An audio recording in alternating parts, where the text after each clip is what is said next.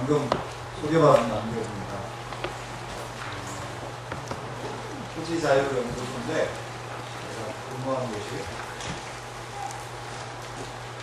그 방금 전에 영상에도 나왔을 텐데요. 저희 연구소에 잘 들리세요? 네. 이렇게 가까이. 연구소의 이름이 좀 독특하죠? 토지를 자유롭게 팔아서 돈을 많이 남기잖아요. 그런 걸 연구하는 데는 아니고, 토지와 자유는 하나다. 토지가 없으면 자유가 없다. 그런 뜻을 가지고 있어요. 그래서 모든 사람이 땅에 대해서 평등한 권리를 갖고 있다. 그런 사상에 기반에 있고, 저희는 직접적으로 성경에 이런 거 나와 있으니까 국가가 이런 걸 해야 된다, 이런 주장은 하지 않고요. 레위기에 이렇게 쓰여 있으니까 해야 된다, 이런 거는 기독교인에게 해당되는 일이고, 그 정신을 가지고 그 정신을 녹여내서 어떻게 하면 정부 정책에 또 다가온 통일에 이 희년의 사상을 바탕에 깔 수 있을까, 그걸 연구하는 단체입니다. 2007년 11월에 만들어져서 지금까지 이렇게 이어져 내려오고 있습니다. 올해는, 작년보다 올해는 특히 더 많이 오셨는데, 가만히 생각해보면 요즘에 그런 생각을 많이 하는데, 만남이라고 하는 게 참 신기한 것 같아요. 아무도 약속하고 만나지 않았거든요. 저를 여기서 만날 줄 누가 알았겠습니까? 이게 신기하고, 또 우리는 섭리라고 하기도 하고, 하여튼 신비로운 것 같아요. 2008년에 어떤 한 자매가, 이제 그때는 토지학교라고 이름을 했었는데, 예수원에는 가고 싶은데 다른 날짜는 없고 토지학교에 오면은 예수원에 올 수 있다 그래가지고 왔어요. 자매가 작년에는 우리 저희 희년함교회 간사까지 했습니다.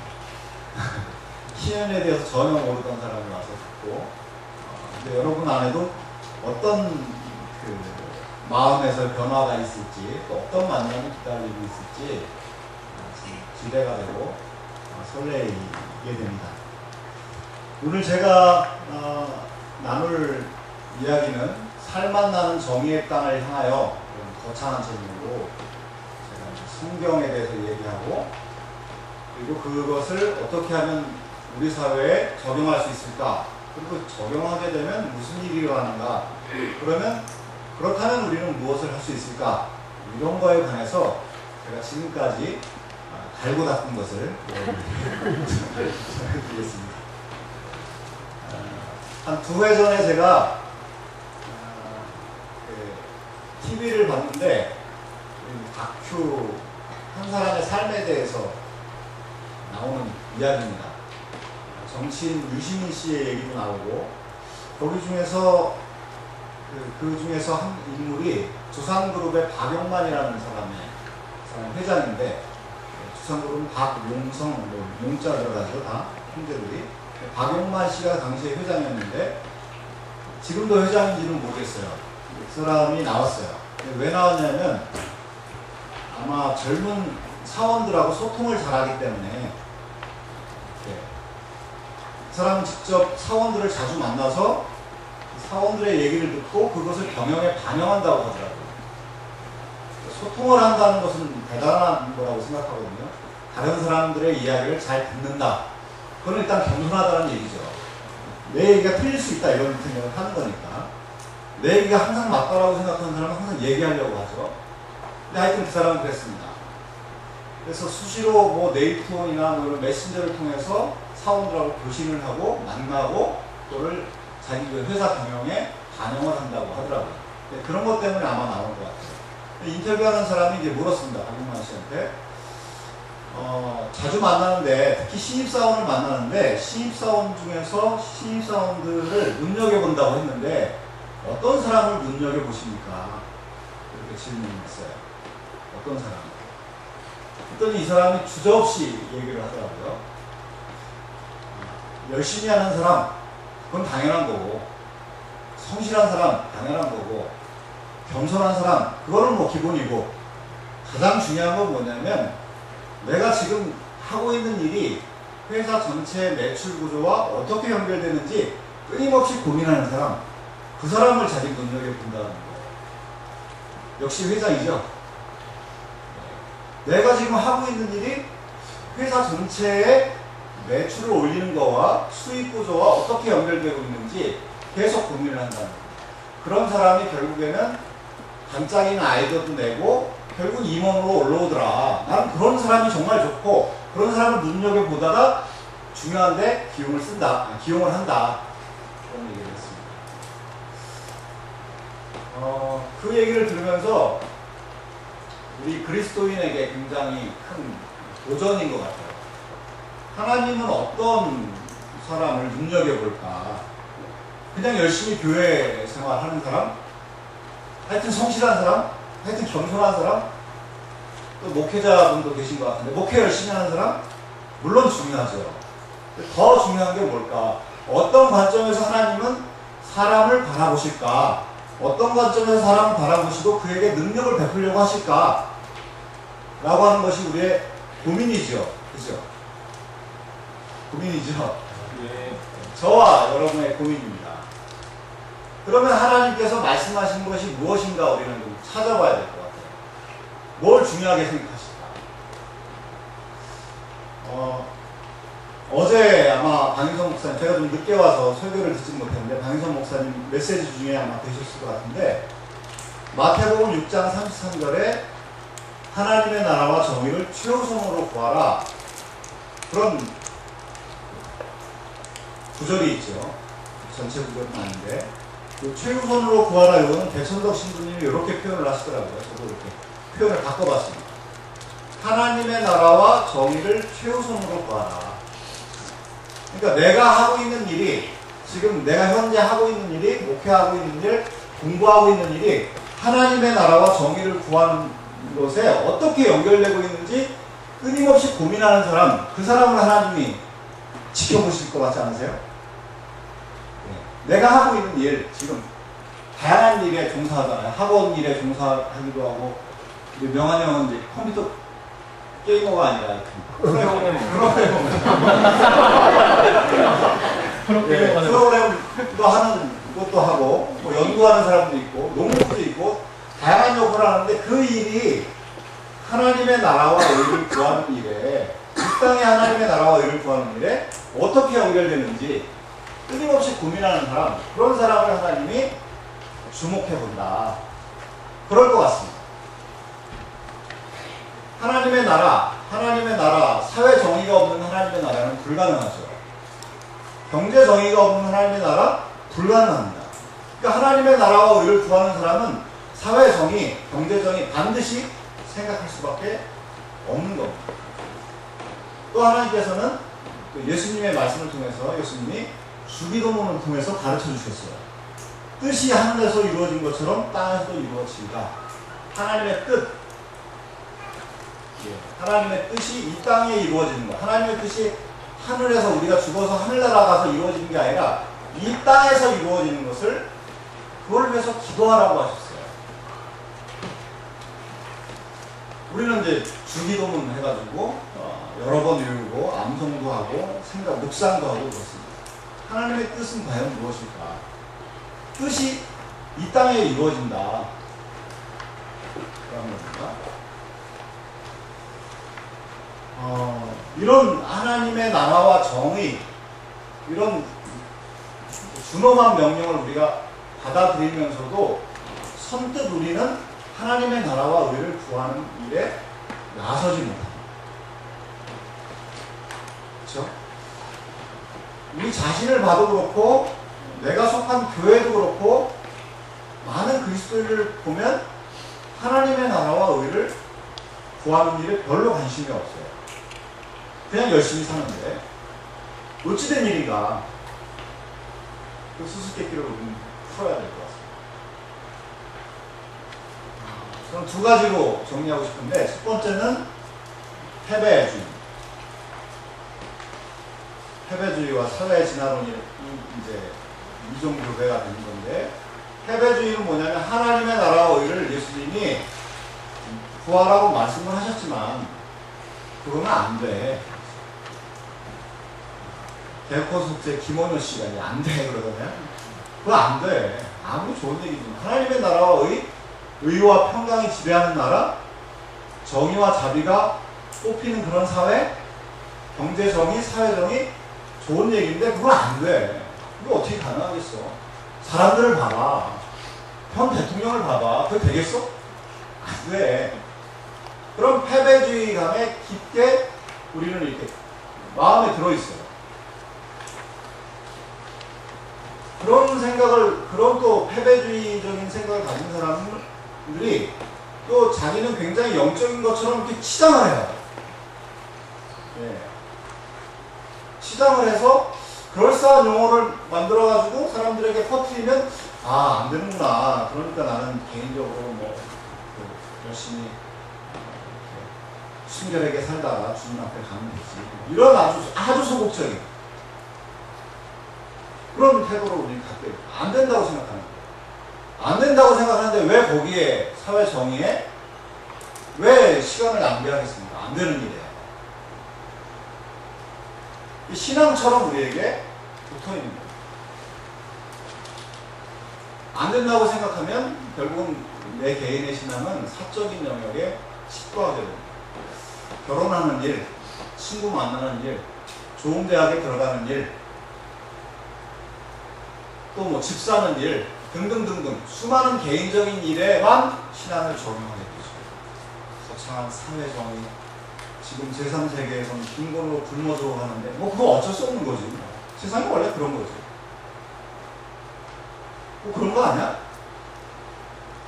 그러면서 내 신앙은 아주 개인적인 영역에만 들어가. 그거를 또 우리 교회에서는 영적인 것으로 포장해서 계속해서 공급을 하죠. 제가 보기에는 그렇습니다. 근데 이 패배주의적인 생각을 지배된 사람들은 분명히 이 사회진화론이라고 하는 말에 대해서 들어보지도 못했지만 사실은 사회진화론에 세뇌되어 있다고 할까요? 포섭되어 있다고 할까요? 그런 겁니다. 사회진화론은 이렇습니다. 이 사회라고 하는 것은 어차피 약육강식이 적자만 생존하게 돼 있어요. 사자가 토끼 잡아먹는 것처럼 어차피 약자는 잡혀먹게 돼 있어. 사회가 그런 거지. 그러니까 나는 열심히 적합한 사람이 되기 위해서, 적자가 되기 위해서 열심히 기도하고 노력해야지. 그리고 잡혀먹는 토끼, 상처난 사람들, 무릎 깨진 사람들, 그런 사람들 조금 가가지고 반찬거리 좀 붙여주면 되지. 그런 생각을 우리가 하게 됩니다.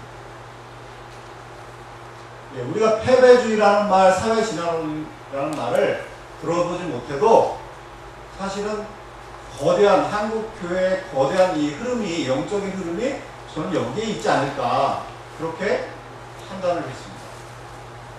이 두 가지와 기독교 신앙이 전혀 다른데 그것이 교배가 돼요. 이종 교배가 돼요. 전혀 종류가 다른데 교배가 돼서 그것이 굉장히 영적인 양 포장이 돼가지고 부피주의적인 신앙을 갖게 돼요. 그런 사람들 굉장히 많이 찾아볼 수가 있고요. 정도의 차이는 있지만 우리 안에 그런 것이 있어요.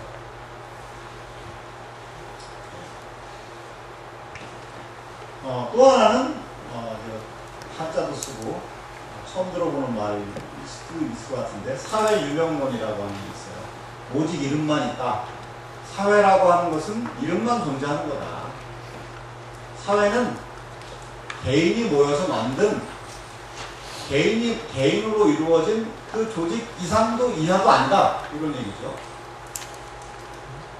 이건 무슨 생각이냐면 하나님의 나라와 의를 구하는 거 그거 굉장히 중요하지. 예수님이 말씀하시고 주기도문에까지 예수님이 분명하게 박아놓으셨어요. 그런데 하나님의 나라와 의는 사회 정의는 개인이 변해야 가능해요. 제가 이제 1988년도에 예수님을 믿었는데 CCC라는 곳에서 예수님을 믿었습니다. 그때에 CCC CC에서 가르쳐줬던 것이 이렇던 것 같아요. 그 강사님들은 사회 유명론이라는 말을 쓰진 않았어요. 제가 좀 유추해 보니까 이런 관점에서 하나님의 나라와 의를 구하는 거, 그거 당연히 우리가 해야 돼. 그런데 그거 하는 방법은 이 사회는 개인으로 이루어졌기 때문에 개인을 변화시키면 하나님의 나라와 의는 당연히 이 땅에 자연스럽게 자동적으로 이루어질 거야.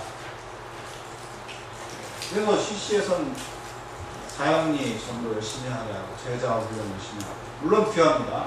그렇게 해서 한 사람 한 사람 변하면 자동적으로, 왜? 사회는 개인으로 이루어졌습니다. 개인 더하기 개인은 사회. 그 사회에 문제가 생겼다라고 하는 것은 개인이 문제가 생긴 거지. 개인이 왜 문제가 생겼을까? 개인은 죄인이기 때문에. 죄를 어떻게 해결하지? 예수 그리스도를 믿으면 되지. 이런 단순한 공식입니다. 전도를 강조하는 것은 중요하나 이런 관점에서 강조하는 것은 좀 잘못됐다고 생각합니다. 그것이 유일하고 가장 효과적인 방법이다? 그렇지 않다고 생각합니다. 사회라고 하는 것은 오직 이름만 있는 게 아니라 실체가 있어요. 사회가 실제예요. 사회는 뭐로 이루어져 있냐면 개인도 있고 플러스 법이라는 게 있고 제도라고 하는 것이 있고 그 다음에 이데올로기가 있습니다. 법이 모여서 제도가 되고 그것을 이데올로기가 합리화해주죠. 이 이데올로기가 가장 무서운데요. 이거는 그냥 이것이 원래 자연스러운 거다, 당연한 거다라고 합리화해주는 겁니다. 그러니까 어떤 독재자도요, 어떤 나쁜 독재자도 자기의 통치가 권리로 만들고, 자기의 통치를 권리로 만들고, 또 백성들의 어떤 뭐랄까요, 순종을 의무로 만들지 않으면 그 체제를 지속적으로 유지할 수가 없어요. 그러니까 이데올로기를 끊임없이 만들어요. 일제가 어떤 이데올로기를 우리에게 만들었습니까? 너희들은 원래 안 되는 족속이었어. 그러니까 우리가 식민지 만들어서 너희들을 발전시켜줄 거야. 그런 이데올로기를 끊임없이 만들지 않았겠어요? 그럼 또 법과 제도가 있고 그런 이데올로기를 만들어서 계속해서 학생들을 가르쳤죠. 교과서에 반영을 해서. 그래서 사실 일제의 교육은 사실은 노예교육입니다. 노예교육. 너희들은 원래 노예였고 너희들은 원래 열등한 민족이야. 누가 이끌어주지 않으면 안 돼. 라고 하는 노예 신성을 끊임없이 학교에 가면 이렇게 주입시켜주죠. 이데올로기가 가장 무서운데요. 법과 제도, 이데올로기가 이 개인을 넘어서서 있어요. 이게 실제예요. 실제하죠. 일제만 그랬을까요? 아닙니다. 이승만 때도 그랬고 박정희 때도 그랬습니다. 제가 정치학을 전공했는데 박정희, 지금 이제 박근혜 씨가 대통령도 나오고 5.16 그것 때문에 말이 많고 그렇지만 제가 보기에는 박정희 대통령이 자기가 유신이라고 하는 것은 영구 통치하는 거 아니겠어요? 자기가 혼자 계속 대통령 하겠다. 삼권을, 입법부, 사법부를 다 자기가 관리하겠다라고 했는데 유신이라고 하는 시스템을 1967년에 구상했던 것 같아요. 72년에 유신을 만들었는데, 유신 체제를 만들었는데, 근데 그것을 만들기 위해서 자기의 지배를, 영구 지배를 정당화하기 위해서 어떤 일을 합니까? 대표적으로 국민교육헌장을 만들죠. 저도 초등학교 3학년 때 국민교육헌장을 달달 외웠습니다. 일찍 외웠다고 선생님한테 상도 받고 일찍 외웠어요. 우리는 민족 중후의 역사적 사명을 또 이 땅에 태어났다. 그 사명을 누가 준 걸까요, 도대체? 민족 중후의 역사적 사명 누가 준 겁니까? 내 개인이 선택한 거예요?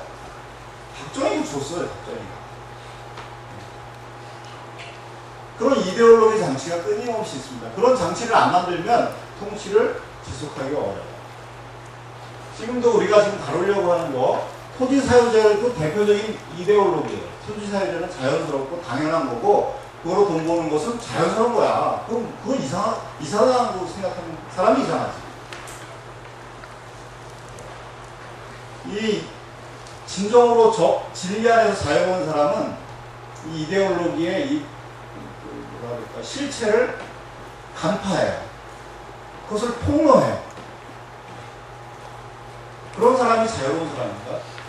그러니까 우리 구약시대의 선지자를 보면 그 왕이 만들어낸 이데올로기가 얼마나 잘못된 건지를 폭로하잖아요. 예, 진리 안에서 자유하다라고 하는 것은 바로 그런 거죠. 나는 그냥 자유로운데, 그게 아니라 내가 지금 이 사회에서 수많은 이데올로기가 떠들어가고 있는데 그것이 하나님 말씀에서 얼마나 멀리 떨어져 있는지를 끊임없이 인식하는 사람, 그런 사람이 자유로울 수가 있어요. 그런 사람은 이런 잘못된 이데올로기가 굉장히 불편합니다. 70년대에 그렇게 독재가 있어도, 80년대에 광주 학살이 있고 그렇게 독재를 했어도 대다수의 사람들은 자유롭게 그냥 있었어요. 진짜 자유로운 사람이 거기에 저항했죠. 진짜 자유로운 사람이 저항합니다. 하여간 이 사회 유명론, 제가 말씀드리려고 하는 것은 사회는 실제하는데, 사회는 실제하지 않고 그냥 이름만 있는 거다. 개인 더하기 개인이 사회이기 때문에 하나님의 나라와 의를 구하는 것은 개인을 변화시키는 것입니다. 그렇지 않죠. 법과 제도. 여러분 영화 화차를 보셨습니까? 화차, 김민희 배우가 나오죠. 그 사람이 왜 이렇게 인생이 망가지죠? 개인이 시원찮아서요? 극단적으로 좀 보여줬지만 그런 예가 굉장히 많다고 해요. 그럼 개인의 책임일까요? 그렇지 않습니다. 예. 이렇게 우리가 패배주의, 사회 진화론, 그 다음에 사회 유명론에 빠져서 하나님의 나라와 의를 구하는데 소극적이 되고, 신앙을 우리에게 하나님께서 주신 우리의 신앙을, 믿음을 아주 개인적인 영역에만 적용하게 됩니다. 근데 우리가 하나님의 나라와 정의라고 하는 것은 이 사회에 이루어져야 돼요. 우리 마음속에 이루어져야 되고, 이 사회에 이루어져야 되고, 이 법과 제도 구석구석에 이루어져야 될 사명입니다. 명령입니다. 거기에 우리가 부름을 받았어요. 그러면 당연히 정의, 또 자비, 이게 과연 무엇일까 라고 하는 그 개념에 대해서 우리가 살펴봐야 되겠죠. 정의란 무엇일까? 책 제목이기도 합니다. 정의란 무엇일까? 100만 권 이상이 팔렸다고 하는데요. 저는 그냥 슬쩍 이렇게 봤는데 별 재미가 없는데 어떻게 그 책이 100만 권이 팔렸는지 모르겠습니다. 하여튼 정의에 대해서 대한민국의 대한민국 사람들이 목말라 하고 있다는 것이죠. 정의란 무엇일까? 어렵게 철학자를 등장시켜가면서 정의할 필요가 없이 저는 간단하게 억울한 사람이 없게 하는 게 그 정의다. 정의란 관계 속에서 일어나는 말이거든요. 혼자 사는 사람에게는 정의가 필요가 없어요. 정의는 사회 속에서 이루어집니다. 사람과 사람과의 관계, 그러니까 올바른 관계라고 우리가 얘기할 수 있습니다. 예. 자비는 뭐냐면, 우리 그리스도인들이 자비에 굉장히 집중을 하고 있고, 그런데 자비는 뭐냐면 제가 쉽게 정의하면 수혜자와 시혜자가 있는 것, 이것이 자비라고 정의할 수 있어요. 받는 사람이 있고 주는 사람이 있어요. 그것이 자비입니다. 지하철을 타게 되면 이렇게 국어를 하는 사람이 있는데, 그런 사람에게 돈을 주는 사람을 보면서 저 사람 참 정의롭다, 이렇게 얘기 안 하죠. 자비롭다고 하죠.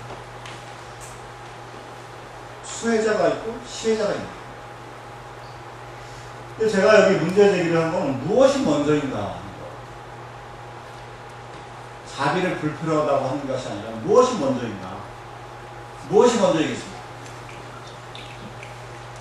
이 수련의 흐름상 정의가 먼저이겠죠. 예, 정의가 먼저입니다. 정의는 자비의 필요를 현저하게 줄여줘요.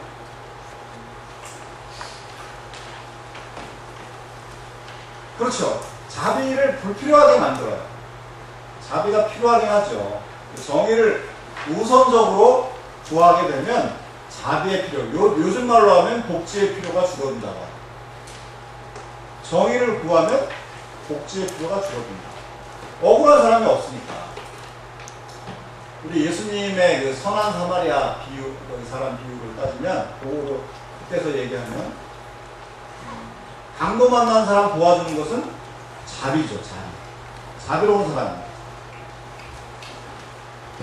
자기 돈을 털었어요.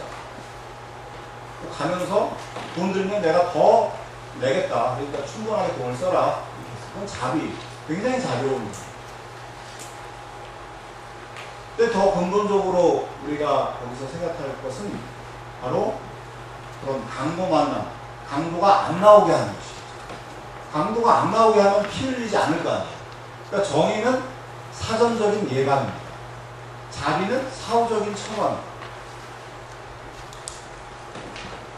그러니까 하나님의 나라와 정의를 구하라고 할 때 그 정의는 바로 여기에 초점이 있죠. 억울한 사람이 안 나오게 하는 거예요. 먼저. 그런데 우리 인간이 불완전하기 때문에 억울한 사람이 필연적으로 생길 수밖에 없고 또 태어나면서부터 굉장히 어려운 사람이 있는데 그런 사람은 자비로 해결합니다. 그러니까 정의와 자비, 이 순서가 굉장히 중요합니다. 배신부님이 그 토지와 경제정의 거기에 보면 미가서 6장 6절에서 8절 말씀을 주석을 길게 달아놨어요. 보면 거기에 하나님의 뜻을 행하려고 굉장히 열심히 구하는 사람, 내가 어떻게 하면 하나님을 기쁘시게 할까 하는데 뭐 제사를 지낼까? 가서 철야 예배를 드릴까? 이렇게 막 고민을 하죠. 그랬더니 성경이 얘기하는 것은 먼저 정의를 구하라. 그리고 인자를 사랑하라. 그리고 겸손히 하나님과 동행하라. 그 순서가 정의가 더 중요하기 때문에 미가서에서 정의를 먼저 써놨는지 제가 그건 정확히 모르겠습니다. 하여튼 정의를 먼저 언급한다는 거예요. 그리고 우리가 상식적으로 생각해봐도 그래요. 먼저 정의를 행하고 그것으로 안 되는 것을 자비로 보완해야 되겠죠. 그러니까 성경이 말하는 것은 핵심 기둥은 정의고 자비는 보조수단입니다. 근데 여기에 혼동이 있으면 우리는 안 될 것 같아요.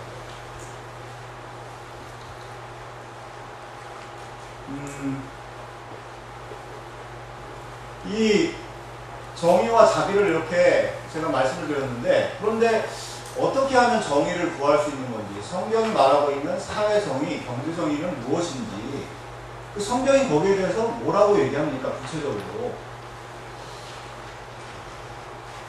그렇게 질문하면 사실 뾰족하게 대답할 말이 별로 없어요. 제가 예수 믿고 88년도에 예수 믿고 90년대 초부터 기독교 세계관 책을 많이 봤어요. 기독교 세계관 책을 많이 봤어요. 한 2, 3년 동안 열심히 탐독했습니다. 어려운 철학자들이 너무 많이 나와서 어렵기도 했지만 뭐 쉐퍼님 누구님 막 다 이렇게 봤어요. 잘 기억도 잘 안 나는데 내용이 창조 타락 구속 이런 얘기 쭉 나온 걸 봤습니다. 처음에는 제가 CC에 있었으니까 세계관 책 보니까 그냥 시야가 확 열리더라고요. 야, 왜 그리스도인이 이렇게 할 일이 무궁무진하구나. 내가 주를 위해서 봉사할 일이 정말 많다. 그럼 나 하나님께서 나에게 어떤 일을 맡기실까? 나는 어떤 일을 하는 게 좋을까? 이런 생각을 많이 했거든요. 근데 한 2, 3년 가니까요. 답답하더라고요. 그 답답함을 아마 느끼시는 분도 계셨을 것 같고 뭐가 답답하다는 건지 이렇게 이제 그런 얼굴도 있는 것 같고요. 저의 답답함은 사람마다 다릅니다. 저의 답답함은 그래서 어떻게 하자는 거냐. 창조 타락 구속 좋은 관점이고 이 예수님의 구속 사역은 우주적 사역이다. 좋은 얘기야. 그걸 어떻게 할까? 하나님의 나라와 의를 구하는 것 좋지. 어떻게 할까?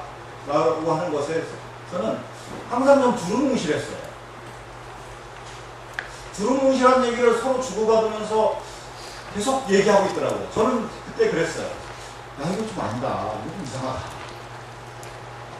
성경이 그렇게 공허하고 추상적인 말씀인가? 하나님의 말씀은 실제적이고 구체적이면서 우리 사회를 바르게 다스릴 수 있는 말씀이라고 배웠는데, 제가 CC에서 그렇게 배웠는데, 그런데 왜 이렇게 두루뭉실하지? 공허하고 추상적인 것처럼 느껴지지? 좀 고민스러웠어요. 그러다가 자꾸 찾아서 만난 게 신현입니다. 신현은 이제 우리가 지향해야 될 오래된 미래다라고 이렇게 할 수 있겠는데요. 오래된 미래이긴 한데 오래됐어요. 오래전에 하나님께서 말씀하셨어요. 정의와 자비가 조화되어 있어요. 농축이 되어 있어요. 이 뜻이 굉장히 넓고 깊어요. 제가 신학을 전공한 사람이 아니라 이렇게 감히 자신 있게 주장하지는 못하겠는데, 제가 여태까지 신앙생활 하면서 야, 정말 신은 넓고 깊구나, 예수님의 사역과 구속사역과 직결되어 있구나 라는 것을 알면서, 그런데 왜 희년을 왜 안 배웠을까? CC 그렇게 다니면서 왜 희년 말도 잘 들어본 것 같지가 않았어요. 제가 성경을 잘 안 읽었을 수도 있고 하여튼 뭐 게을러서 못 읽었을 수 있는데, 희년을 나중에 알게 됐습니다. 90년대 후반에 희년에 대해서 듣게 됐고, 그것이 뭘까? 정말 이 시대를 살릴 수 있는 말씀일까? 라는 것입니다. 희년이 뭘까부터 우리가 이해를 한번 해봐야 될 것 같습니다. 희년은 50년마다 한 번씩 돌아오는 해이죠. 50년마다 나팔 소리를 불게 되면 모든 사람들이 자기 가족에게, 자기 고향으로 돌아간다고 성경은 레위기 25장은 그렇게 표현하고 있어요. 자기 땅으로 돌아간다. 세 가지 일이 일어났다고 얘기합니다. 어떤 사람은 두 가지라고 하고, 어떤 사람은 세 가지라고 하는데, 궁금한데, 하여튼 저는 그냥 세 가지로 정리를 해봤어요. 첫 번째는 품꾼 해방입니다. 땅이 원래 있었는데 땅을 부득이하게 팔 수밖에 없는 사람은 타인에게 품꾼이 될 수밖에 없었어요. 이 사람은 임금을 일시불로 받고 자기의 노동력을 판 거기 때문에 희년이 되면 다시 자기 이제 자유로운 몸이 되는 거거든요. 근데 이 품꾼 해방이라고 하는 것은 제가 좀 도식적으로 나눠봤습니다. 품꾼 해방이라고 하는 것은 자비가 아니라 정의입니다. 누가 시혜를 베푼 게 아니라, 원래 그 노동자가 임금을 다 받았고 희년이 되면 돌아갈 것으로 예상이 돼서 그것까지 감안해서 임금을 미리 받은 거거든요. 땡겨 받은 거거든요. 그러니까 이 품꾼으로 쓴 품꾼의 주인이 품꾼에게 시혜를 베푼 게 아니에요. 원래 돌아가게 한 거예요. 누가 시혜를 베풀고 누가 수혜를 받은 게 아닙니다. 그러니까 이건 자비, 정의죠. 그 다음에는 부채 탕감. 빛에 찌들러 있는 사람이 탕감. 저는 대한민국에 지금 부채 탕감이 필요하지 않을까, 저희 연구소에서 그런 생각을 하면서 어떻게 하면 그걸 할 수 있을까, 이런 좀 구상을 좀 시작할 생각을 하고 있는데, 하여간 부채 탕감이 일어났습니다. 빚을 제로로 만들어줍니다. 이것은 자비로운 거죠. 빚을 받을 사람이, 채권자가 자기의 채권을 그냥 제로로, 없던 거로 그냥 해줍니다. 수혜자가 있고 시혜자가 있습니다. 그건 자비입니다. 토지 반환은 뭘까요? 정의의 차이. 원래 이스라엘 사람들에게 땅을 골고루 하나님께서 나눠주셨는데, 그래서 여호수아서에 뒤에 보면 전부 땅 나누는 얘기죠. 각 지파가 어디를 차지했더라, 이런 얘기입니다. 레위 지파를 제외하고 11지파가 다 자기 땅을 가졌습니다. 그리고 그 지파 안에서는 가족별로 다 땅을 분배받았어요. 그리고 땅을 영영히 팔지 말라고 말씀하셨어요. 땅을 영구히 팔게 되면 다시 사오기가 매우 어렵고, 그리고 토지 소유가 편중이 되면 토지가 없는 사람은 부자유하거든요. 신분적으로 노예가 아니라 하더라도 자기 땅이 없는 사람은 노예와 같은 삶을 살거든요. 하여간 영구히 팔지 말라고 했습니다. 근데 한시적으로 매매를 가능하게 했는데, 50년이 되면 돌려받는 거예요. 2000년이 희년이었다. 그럼 2050년이 희년. 지금 매매가 이루어졌다. 지금 우리 이 앞에 졸고 있는 노재홍 형제인데 제가 땅을 팔았다.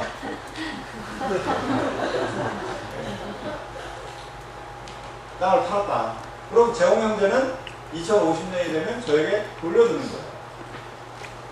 원래 계약을 할 때 2050년이 되면 돌려주기로 하고 계약을 한 거거든요. 그러니까 희년이 많이 남았으면 그 땅값이 어떻게 되겠어요? 비쌀까요? 쌀까요? 비싸겠죠.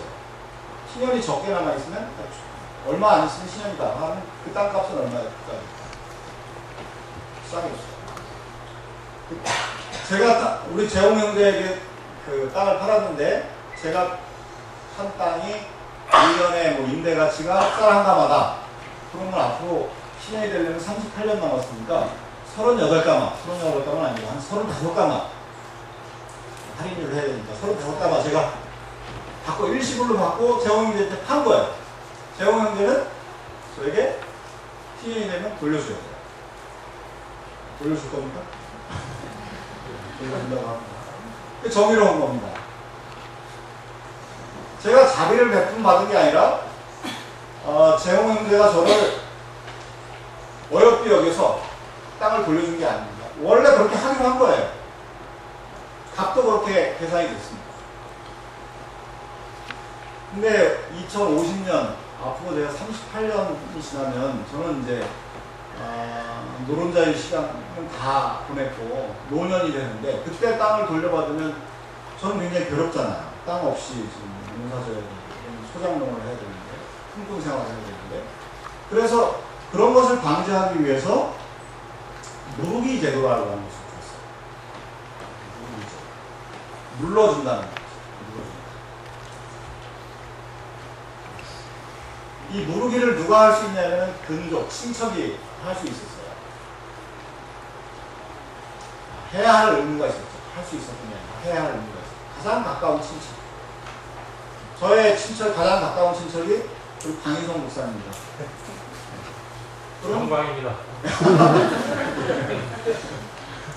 예.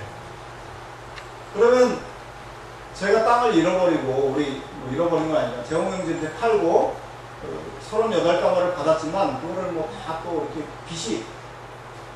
빚에 쪼달려가지고 결국은 땅을 판 거 아니겠어요? 그 빚잔치하고 결국은 품꾼 생활을 하는데 방인성 목사님이 오셔서 38가마를 딱 재홍 형제한테 딱 주고 땅을 되찾아줍니다. 하실 거예요? 그렇게. 돈이 좀 없어. 무르기입니다. 그게 무르기에 드는 거예요. 가장 가까운 친척이. 이사야 58장에 보면 금식에 관한 얘기가 나옵니다. 내 기뻐하는 금식은 이런 얘기가 나오는데요. 거기에 보면은 금식은 고도의 영적인 행위잖아요. 근데 그 영적인 행위가 실제적인 삶과 유리되어 있으면 그런 금식은 꽝이다라고 얘기를 해요. 내 기뻐하는 금식은 흉악의 결박을 풀어주며 쭉 나오면서 골육을 피하여 스스로 숨지 아니한 것 이렇게 표현이 있습니다. 실절의 표현이 있습니다. 제가 CCC에서 금식 수련회 할 때 그 구절을 꼭 외웠어요. 그 구절을 외워야 섭식을 줬어요. 줄을 줬어요. 맨 나중에 골육을 피하여 스스로 숨지 아니하는 것 그런 표현이 있는데 좀 궁금했어요. 이게 뭔 뜻이지? 이게 뭐지? 뭐 이러면서 궁금했습니다. 근데 뭐 그때는 먹기에 바빠가지고 나중에 찾아봐야겠다 했는데 나중에 희년을 알고 나서 그것을 깨닫게 됐어요. 지금 제가 남겹이라는 사람이 땅을 잃고 지금 품꾼 생활을 하고 거의 노예 같은 삶을 살고 있는데 방인성 목사님이 그걸 보고 골육을 피해서 피하는 거. 금식을 했는데 그런 사람을 피해. 그런 친족을 피해. 그런 금식 허당이다. 그런 얘기죠, 거기서. 무르기를 해줘야 된다. 내 기뻐하는 금식. 고도의 영적인 행위. 옆에 있는 형제에게 스스로 형제의 삶을 책임져 주는 거다. 그런 얘기 아니겠어요? 근데 이 근종 누르기는 자비입니다. 강희성 목사님이 손해를 무릅쓰고 저에게 땅을 되찾아줍니다. 이 무르기 해주는 사람을 신약에서는 구속자라고 불러요. 구속자. 무르기를 영어로 리뎀션이라고 그러고 구속해주는 사람을 리딤머라고 그러는데 리딤머가 바로 구속자입니다. 무르기 해주는 사람. 예수님이 우리의 구속자죠. 자기의 값비싼 피를 흘리고 우리 마귀의 종되었던 우리를 구하기 위해서, 구원하시기 위해서 자기의 값비싼 피를 대신 흘리고 우리를 사오신 거죠. 그러니까 예수님이 율법을 완성하러 왔다 이렇게 말씀하시는 게 그런 차원입니다. 신약을 깡그리 무시하고 이제 새로 시작 그런 게 아니에요. 이 무르기라고 하는 것은 자비의 차원입니다. 근데 우리의 방인성 목사님이 무르기 해주고 싶은 마음은 굴뚝 같으나 돈이 없고 능력이 안 돼요. 제 주위에 있는 친척 김명환 형님도 능력이 안 돼요. 친척인데 그 다음 친척인데 능력이 안 돼요. 그러면 어쩔 수 없이 스스로 무르기를 해야 합니다. 할 수 있습니다. 그러니까 뭐 저희 형제가 모여가지고 앞으로 10년 동안 우리가 열심히 저축해서 빚을 일단 땅 팔아서 청산했으니까 우리가 열심히 저축해서 다시 사오자. 10년이 지나면 28년 남았으니까 28가마 만들어가지고 땅 사오자. 그러면 저희가 열심히 저축해서 우리 재홍 형제한테 28가마 딱 주는 거예요. 그럼 재홍 형제는 부모를 안고 저희한테 다시 그 땅을 돌려주는 거죠. 이게 스스로 무르기가 있어요. 그것은 정입니다. 누가 재홍 형제가 저에게 시혜를 베푼 게 아니에요. 불쌍히 여기서 뭐 준 게 아니에요. 거저 준 게 아니에요. 이렇게 희년을 보면은 정의와 자비가 조화되어 있어요. 서로 형제의 삶을 스스로 책임져주는 상호 돌봄 공동체가 희년 안에 포함되어 있어요. 근데 그 상호 돌봄 공동체의 핵심은 정의죠. 자비는 보조수단이에요. 어쩌다가 불행을 당한 사람, 그런 사람은 자비로 해결할 수 있죠. 뭐 원인 모를 병에 걸려가지고 가족 전체가 고생할 수가 있잖아요. 그러면은 약값으로 탕진하고 빚어 쓰다가 땅도 팔았는데 그런 사람은 자비로 해결해야겠죠. 부채도 탕감하고. 그런데 정의를 행하지 않으면 품종도 해방시키지도 않고 토지를 반환하지 않으면 어떻게 될까요? 자비로 그걸 해결할 수가 없어요. 땅을 안 돌려주는데 정의자가 땅을 저한테 안 돌려주는데 신현이 됐는데도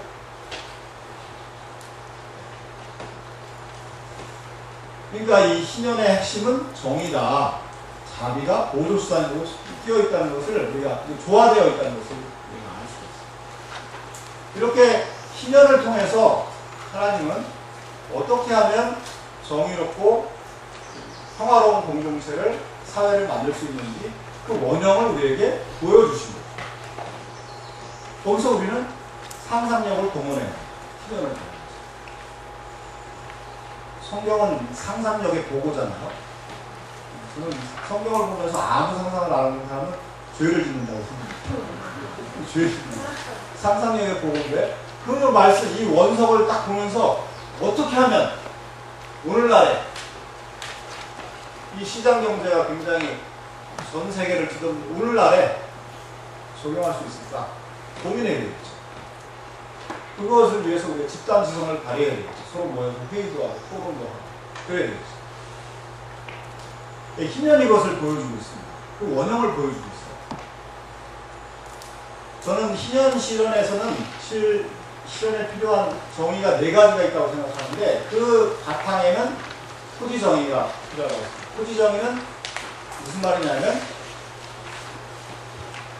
모든 사람이 땅에 대해서 평등한 권리를 가지고 있다. 그 정신이에요. 그 정신을 구현하는 것은 나중에 제가 또 설명을 드리겠습니다. 모든 정의의 기초입니다.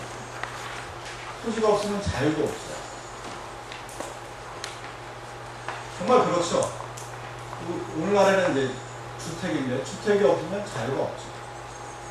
전월세 전전하는 사람에게 또 뭐 자유가 있겠습니까?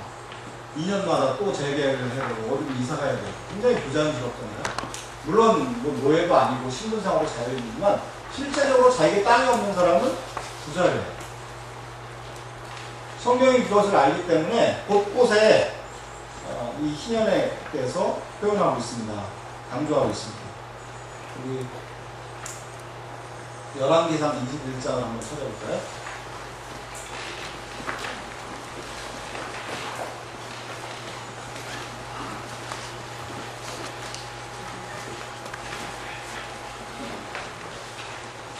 제 강의가 정말 재미가 없나 봅니다. 실무자도 돌고 있습니다. 예, 열왕기상 21장엔 나봇의 포도원 사건이 등장합니다. 이 토지 정의가 얼마나 중요한지 성경이 하나님께서 얼마나 중요하게 말씀하고 있는지 이 에피소드에 등장해요. 원래는 그 신명기 27장 17절에 보면 땅의 경계표, 지계표를 옮기지 마라 그렇게 표현되어 있거든요. 지계표, 땅의 경계표를 여기는 누구네 땅 이렇게 했는데 뭐 그 경계표를 뭐 아무도 안 보는 사이에 이렇게 옮긴다든가 밀쳐낸다든가 그렇게 하지 마라. 그런 사람은 나쁜 사람 이런 게 아니라 저주를 받는다. 굉장히 무서운 말이에요. 급하게 표현하고 있는데 그건 다른 사람의 생존권을 빼앗는 거기 때문에 토지를 빼앗는 건 생존권을 빼앗는 거거든요. 열왕기상 21장에는 3명이 등장하죠. 나봇이 등장하고 이세벨이 등장하고 이세벨의 남편 아합이 등장합니다. 3절에 보면 아합이 나봇에게 거래하자고 제안합니다. 자, 네가 우리 왕궁 근처에 포도밭을 가지고 있는데 나한테 팔아라. 나한테 팔면 내가 후하게 돈으로 달라고 하면 후하게 쳐주마. 땅으로 달라면 더 좋은 땅을 줄게. 싼 땅을 줄게. 이렇게 얘기했어요. 그랬더니 나봇이 왕 앞에서 왕의 그 거래 제안을 이런 제안에 거절합니다. 안 됩니다. 3절을 한번 읽어볼까요? 다 같이 시작.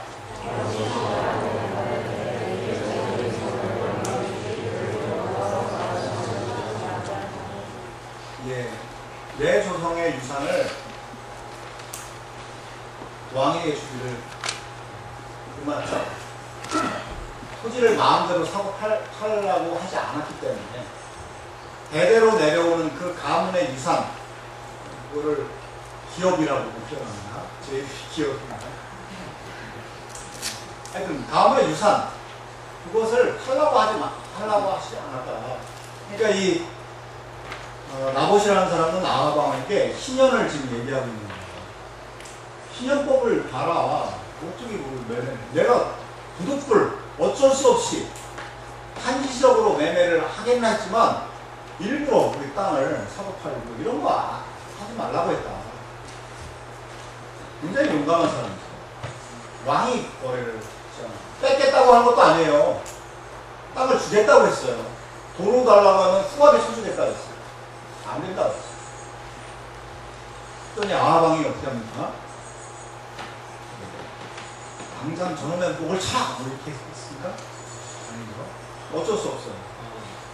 굉장히 뭐 불의한 왕이지만 빼앗을 수가 없었습니다. 왕도 뭐 하나님 법 아래 있었으니까 희년법을 지켜야 됐어요. 집에 와서 밥도 안 먹고 누워있죠.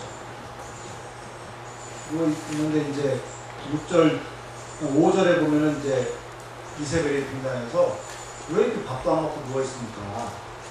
그러니까 아합이 일어나서 이러해서 나봇이 땅을 안 판다고 하더라. 그래서 내가 이렇게 속상하다. 그랬더니 이제 7절에 이제 명언이 등장합니다. 그의 아내 이세벨이 그에게 이르되 왕이 지금 이스라엘 나라를 다시는 사람입니까? 이렇게 물어봐요. 당신 왕 맞아? 이런 거죠. 왕이 되나서 그 땅 거래도 성사 못해? 자, 내가 해결해준다. 이세벨이 등장하죠. 이세벨이 편지를 씁니다. 나봇이 사는 그 고을에 장로와 귀족들에게 편지를 써요. 이렇게 해라. 여기서 이제 건달이라고 표현했나요? 하여튼 건달, 불량자 두 사람을 증인으로 세워서 그 사람이 나봇이 왕과 하나님을 저주하는 것을 봤다 이렇게 증인해서 그 왕과 하나님을 저주하는 사람은 돌로 쳐 죽여야 되잖아요. 율법에 합법적으로 지금 진행하는 겁니다. 세상에서 일어나는 모든 불의한 일들은요 대부분 합법의 탈을 쓰고 있어요. 아니 합법적으로 진행되고 있어요. 그랬더니 이 장로와 귀족들이 그것을 그냥 하죠. 네. 불량자들도 뭐 돈으로 매수했는지 하여튼 어떻게 해서 하죠. 여기서 보면 우리가 이것을 상상을 해야 되는데 이런 걸 보면서 이세벨이 진짜 나쁜 사람이네 이렇게 할 수도 있는데 이세벨의 편지를 이세벨이 직접 썼을까요? 이세벨은 이제 오늘날로 말하면 영부인인데 영부인을 보조하는 사람이 청와대 제2부속실장입니다. 청와대 제2부속실장이 썼을 것 같아요. 뭐 이런 식으로 편지를 써와라. 그러니까 모든 불법은 최고 권력자부터 말단 공무원에 이르기까지 그게 시스템이 완벽하게 갖추어지지 않으면 불법이 일어날 수가 없어요. 자, 편지를 썼습니다. 편지를 누가 또 배달했겠죠? 배달부가 있었습니다. 장로와 귀족들이 그걸 봤죠? 장로와 귀족들이 이걸 보고 그 마을에 사는 나봇이라는 사람의 행실을 몰랐을까요? 왕이 이거를 거래를 제안했는데 그것을 거부한 사람인데 얼마나 정의롭고 자비로운 사람이라면 얼마나 정의로운 사람 굉장히 정의롭기 때문에 그렇게 행동할 수 있지 않겠어요? 하나님 말씀을 따르려고 하는 사람이잖아요. 그런 사람을 왜 모르겠어요? 장로와 그 귀족들이 농촌사회에서 다 알고 있다고. 나봇이 어떤 사람인지 다 알고 있는데 장로와 귀족들이 그 편지를 받고 부들부들 떠졌는지 알 수는 없으나 이거 올 것이 왔구나 이렇게 해서 그냥 수행하는 겁니다. 네, 그래서 결국은 돌에 맞아 죽고 땅을 빼앗았는데 이 나봇 아합과 이세벨은 하나님의 무서운 저주를 나중에 받게 되죠. 이것은 그냥 이렇게 그냥 에피소드가 아니라 아합 왕이 이렇게 불의한 왕이구나 거기서 멈추는 것이 아니라 우리 배신부님의 토지와 경제적인 그 책 안에 보면 이것은 여호와의 법과 바알의 법과의 싸움이다 이렇게 표현하고 있어요. 이세벨이라는 여자는 토지를 자연스럽게 사고 팔고 대토지 소유세 또 토지에 대해서 권리는 모든 사람이 평등하다 이런 개념이 없는 사람이에요. 바알의 법 아래 사는 사람이 있어요. 바알의 법은 토지를 자유롭게 사고 파는 거예요. 그 여호와의 법과 바알의 법과의 충돌이다 라고 이렇게 얘기를 하고 있어요. 그럼 그렇다고 생각합니다. 오늘날에도 그것이 일어나고 있죠. 이렇게 토지 정의는 모든 정의의 기초가 됩니다. 그래서 성경이 그렇게 강조를 하고 있습니다.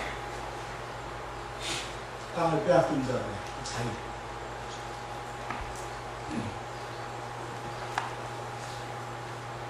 현대에 와서도 토지 정의는 매우 중요한데요. 옛날에 농경 시대에만 중요한 게 아니라 현대에 와서도 중요합니다. 농경 시대는 말할 것도 없고 우리 저희 할아버지가 이제 경기도 화성에서 오신 분이신데 저희 화성 고향인데요. 할아버지가 1950년도에 이승만 대통령 치하에서 땅을 분배받았어요. 소작농이었다가 땅을 분배받았어요. 농지개혁이 일어납니다. 우리 내일 정강수 교수님 강의 때 아마 농지개혁에 대한 얘기가 자세히 나올 것 같은데 강의 한번 볼까요? 농지개혁을 하게 해요. 농지개혁을 통해서 소작농이 전부 자작농으로 전환되거든요. 이건 뭐 공짜로 받은 건 아니고 갚아야 되겠는데 그때 할아버지는 그 날을 1950년 3월에서 5월 사이에 땅을 받았다고 하는데 그 전까지는 소작을 살았고 또 저희 동네에 지주가 2명이었고 대부분 소작이었다고 해요. 근데 자기가 소작하는 그 땅을 이제 내 땅이 된 거예요. 그 나를 잊을 수가 없다는 거예요. 야, 이게 난 진짜 자유다. 우리 자식들과 함께, 물론 많은 땅을 받지는 않았어요. 우리 자식들과 함께 여기서 농사져가면서 내가 살 수 있겠구나.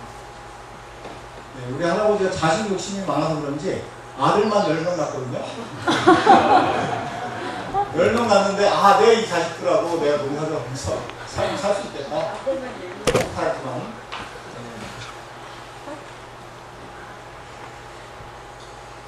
그 감격. 말씀하실 때 보면 코가 이렇게 벌렁벌렁해요. 그때. 그러면서 그 할아버지가 가장 존경하는 대통령은 당연히 이승만 대통령입니다. 대부분 어르신들은 박정희 좋아하는데, 땅을. 이렇게 토지에 대한 정의가 확립되지 않으면 다른 정의가 굉장히 세워지기가 어려워요. 토지 정의는 모든 정의의 기초가 됩니다. 근데 현대사회는 회사라고 하는 조직도 있고 기업도 있고 또 노동도 팔기도 하고 다양한 정의가 필요해요. 다양한 정의가 필요한데 토지 정의는 하여튼 그 정의의 기초가 됩니다. 뭐가 필요하냐면 기업 정의가 필요합니다. 오늘날에 이제 경제민주화에 해당되겠죠. 경제민주화 얘기가 많이 나오는데, 그러니까 대기업과 중소기업이 올바른 관계, 대기업이 중소기업을 착취하지 않는 것. 중소기업을 착취하게 되면 중소기업은 굉장히 살아나기가 어렵겠죠. 그러면 중소기업에 근무하는 사람들이 제대로 된 월급을 받기가 어려워요. 대한민국은 대기업에 근무하는 사람이 10%밖에 안 됩니다. 대부분 중소기업에 근무해요. 하여튼 이 기업 정의가 필요하고요.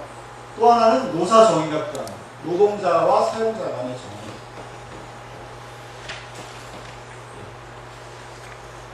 구조조정을 할 때 노동자와 충분히 협의를 하고, 구조조정은 저는 뭐 하면 안 된다. 그거는 좀 어려운 것 같아요. 왜냐하면 구조조정은 필수거든요. 제가 보기에. 사람을 얼마나 내보내느냐, 아니면 전환 배치를 하느냐, 뭐 여러 가지 방법이 있겠지만, 왜냐하면 지금은 오늘 돈이 되는 사업도 내일 돈이 안 될 수가 있어요. 그 사업을 빨리 철수하고 다른 거로 가야 돼요. 그러니까 전환을 빨리빨리 신속하게 해야 되는데, 그런 거에 관계에 있어서 노동자와 사용자와의 충분한 협의, 그것이 있어야 됩니다. 올바른 관계가 됩니다. 또 노동자들 간의 정의. 노동자들 간의. 정규직과 비정규직. 똑같은 일을 하는데 정규직은 비정규직의 배 임금을 받고 비정규직은 절반밖에 임금을 못 받는다. 그건 불의한 거죠. 정의로운 건 뭐냐면 같은 일을 한다면 비정규직이 정규직보다 임금이 많아야 되죠. 왜 그럴까요? 불안합니다. 또 계약을 갱신해야 됩니다. 다른 직장을 알아봐야 돼요. 불안정하니까. 불안정한 사람이 같은 일을 하게 되면 더 많이 받아야 되겠죠. 근데 지금은 소속에 따라서 너 정규직이냐 비정규직이냐에 따라서 임금 격차가 너무 벌어지고 좀 노동정의에 맞지 않다. 노동자들 간의 정의에 맞지 않다. 예. 그런데 이 토지정의가 이 네 가지 정의에서 토지정의가 부정이 되면 다른 정의도 굉장히 어렵다. 토지에 대한 권리가 모든 사람에게 평등하게, 그러니까 좀 이따 이제 말씀드리겠는데, 토지 투기가 없어지게 되면 현재와 같은 토지 제도는 대기업에 유리할까요? 중소기업에게 유리할까요? 대기업에게 절대적으로 유리합니다. 대기업은 노른자의 땅을 많이 가지고 있어요. 어마어마한 부동산을 보유하고 있어요. 중소기업은 토지를 빌려서 하는 기업도 많고 토지를 가지고 있어도 조금 가지고 있는 기업들이 많고 물론 땅 많이 가지고 있는 중소기업도 더러더러 있겠죠. 또 땅값이 비싸면 신규 기업은 굉장히 힘듭니다. 시장에 진입하려고 하는 기업이 힘들어요. 그러니까 이 토지제도 자체가 토지제도가 부정의하기 때문에 기업 간의 정의, 대기업과 중소기업 간의 힘의 차이가 나타날 수밖에 없어요. 그러니까 지금 경제민주화, 중소기업의 그 어려움을 해결하기 위해서 굉장히 새누리당도 그렇고 민주당도 그렇고 여러 정당들이 경제민주화 얘기를 하고 있는데 사실은 경제민주화의 기반인 토지정의가 지금 별로 얘기 안 되고 있어요. 토지정의가 확립이 되면 사실은 중소기업과 신규기업에 굉장히 유리해집니다. 그런 환경이 조성입니다. 또 노사정의. 토지정의는 노동자들의 권리를 크게 신장시켜요. 또 노동정의, 비정규직의 상태를 크게 신장시킵니다. 그러니까 이 토지정의가 부정되면 나머지가 굉장히 위태롭게 된다. 물론 이 세 가지 정의를 확립하기 위해서 노력하는 것도 굉장히 의미가 있는데 저는 보다 본질적으로는 토지정의가 우선돼야 된다라는 것을 말씀드리고 싶습니다. 5분만 쉬었다가 더 지속하면 5분만 쉬었다가 하는 것이 가장 중요하고 그것이 안 돼 있으면 수많은 고통이 수반되겠죠. 정의가. 부정의의 결과는 항상 있게 마련인데 이 토지정의가 부정이 되면 어떤 일이 일어나는지 잠깐 우리가 그걸 한번 살펴보면 좋을 것 같습니다. 그림이 뭘 것 같습니까? 눈도 있고 집사고. 우리 대한민국은, 우리 한국은 내 집을 마련하는데 8년이 걸린다는 거고요. 미국은 4.4년, 미국은 3.4년, 일본은 5.7년. 그래서 8년이라고 하는 것은 그냥 가계 지출을 하면서 저축해가지고 8년이 아니라 8년 동안 한 푼도 안 쓰고 뭐야? 그러니까 이렇게 집값이 비싸게 되면 사람들이 위축이 되게 돼요. 내 집을 마련하기 위해서는 30대, 40대 이 시간을 집 한 칸 마련하는데 쏟아부어야 해요. 굉장히 인생의 노른자리 같은 시간이죠. 거기 쏟아부어야 내 집을 더욱, 물론 부모에게 재산을 많이 물려받은 사람에게는 별 문제 없겠지만 대부분의 많은 사람들은 전세, 낮은 전세부터 시작해서 내 집을 가지려고 이제 하고 있는데 이렇게 집값이 비싸니까 주거가 불안정해지고 아름다운 삶, 가치 있는 삶 이런 삶을 지향하다면 평생 전월세 전전할 수가 있어요. 그런 삶을 살 수가 없어요. 그냥 계속 달려가요. 또 대출을 무겁게 받게 되면 또 원리금 갚아야 되죠. 또 집값이 떨어질까봐 또 걱정되죠. 이게 굉장히 악순환이 반복이 됩니다. 집값이 이렇게 비싸니까 젊은이들이 결혼할 수가 있어요. 3포 세대라고 하는데 그 포기한 것 3가지 중에 하나가 결혼이죠. 결혼을 할 수가 없고 또 하나는 아이를 낳을 수가 없어요. 저출산 고령화 이건 그냥 사회에서 떠나보다 이렇게 생각하면 안 되고요. 우리 하나님을 신뢰하고 하나님을 신앙하는 사람들은 점점 생육하고 번성하라고 하는 하나님의 말씀을 지킬 수 없게 사회가 가고 있구나 라고 하는 그런 한식 내지는 그런 암울함 이런 게 우리에게 있어요. 그냥 지금 애 낳기가 좋네, 어려워졌구나. 이런 생각으로 머지면 안 되죠. 지금 그러니까 하나님의 말씀을 점점 지키기가 어렵게 사회가 되어가고 있는 거예요. 근데 얼마나 우리나라 땅은 비쌀까요? 집이 비싼 거는 땅값이 비싸기 때문에 집값이 비싼 거거든요. 이렇게 우리가 집을 생각하게 되면 우리 아파트 빌딩을 생각하게 되면 높이 솟은 이 건물을 보면서 건물값이 왜 이리 비싸지 이렇게 생각하는데 사실은 이 건물 가격이 비싼 거는 땅값이 비싸서 비싼 거예요. 서울 명동에 있는 10층짜리 건물과 여기 앞에다가 10층짜리 건물을 또 지어놨다. 가격이 굉장히 차이가 나죠. 똑같은 건축 재료, 똑같은 기술을 투입해도 명동에 있는 10층짜리 건물이 훨씬 비쌉니다. 비교할 수가 없어요. 그 차이는 뭘까요? 건물 가격의 차이입니까? 땅값의 차이입니다. 명동의 땅이 훨씬 비쌉니다. 근데 다 쓰러져가는 재건축 아파트 굉장히 낙후되고 노후됐는데 그 재건축 아파트가 비싼 거는 건물 때문입니까? 땅 때문입니까? 땅은 건물은 시간이 지나면 가치가 떨어져요. 낡아지니까. 인간이 만들어낸 건 다 그렇습니다. 근데 우리나라의 땅값은 얼마나 비쌀까? 이게 얼마죠? 아시겠습니까? 예, 뭐 숫자에 관련 사람은 금방 계산할 것 같은데 6천도입니다. 6천도. 우리나라가 작년에 총 생산한 한 것이 1200조 좀 넘는다고 하니까 한 5배 정도 된 거죠. GDP의 5배 정도. 상상이 잘 안 되죠. 6천조. 정부에서 발표한 것은 4천조 가까이 되는데요. 정부의 발표는 신뢰할 수가 없다 이런 게 아니라 실제로 시가를 반영하는 공시 가격은 시가를 거의 한 60, 70% 반영하거든요. 실제 거래 가격은 최소 6천조라고 하여튼 그렇게 얘기를 해요. 이게 얼마나 비싼 거냐면 캐나다와 호주를 비교하면 알 수 있습니다. 캐나다는 우리 국토 면적의 100배. 우리나라를 팔면 캐나다를 2배 반을 팔 수 있어요. 호주는 우리나라 면적의 77배라고 합니다. 우리나라를 팔면 호주를 1.5배를 살 수가 있어요. 호주는.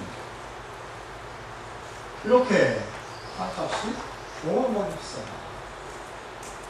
그러니까 땅이 있는 사람은 굉장히 돈 벌기가 쉽고 땅이 없는 사람은 그 집을 한 칸 마련하기 위해서 굉장히 노력을 해야 되는 거죠.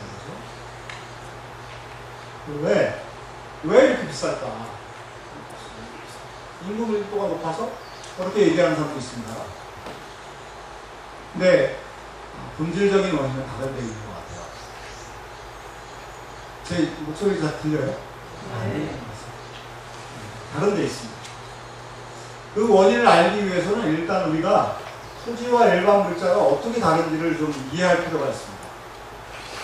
방금 전에도 얘기했는데 인간이 만들어낸 일반 물자는 만들어내는 즉시 또 내가 구매하는 즉시 가격이 떨어져요. 우리 조성찬 박사가 가운데 앉아있는데 자주 쓰는 표현인데 자동차는 구입 즉시 100만 원이 떨어집니다. 그렇죠?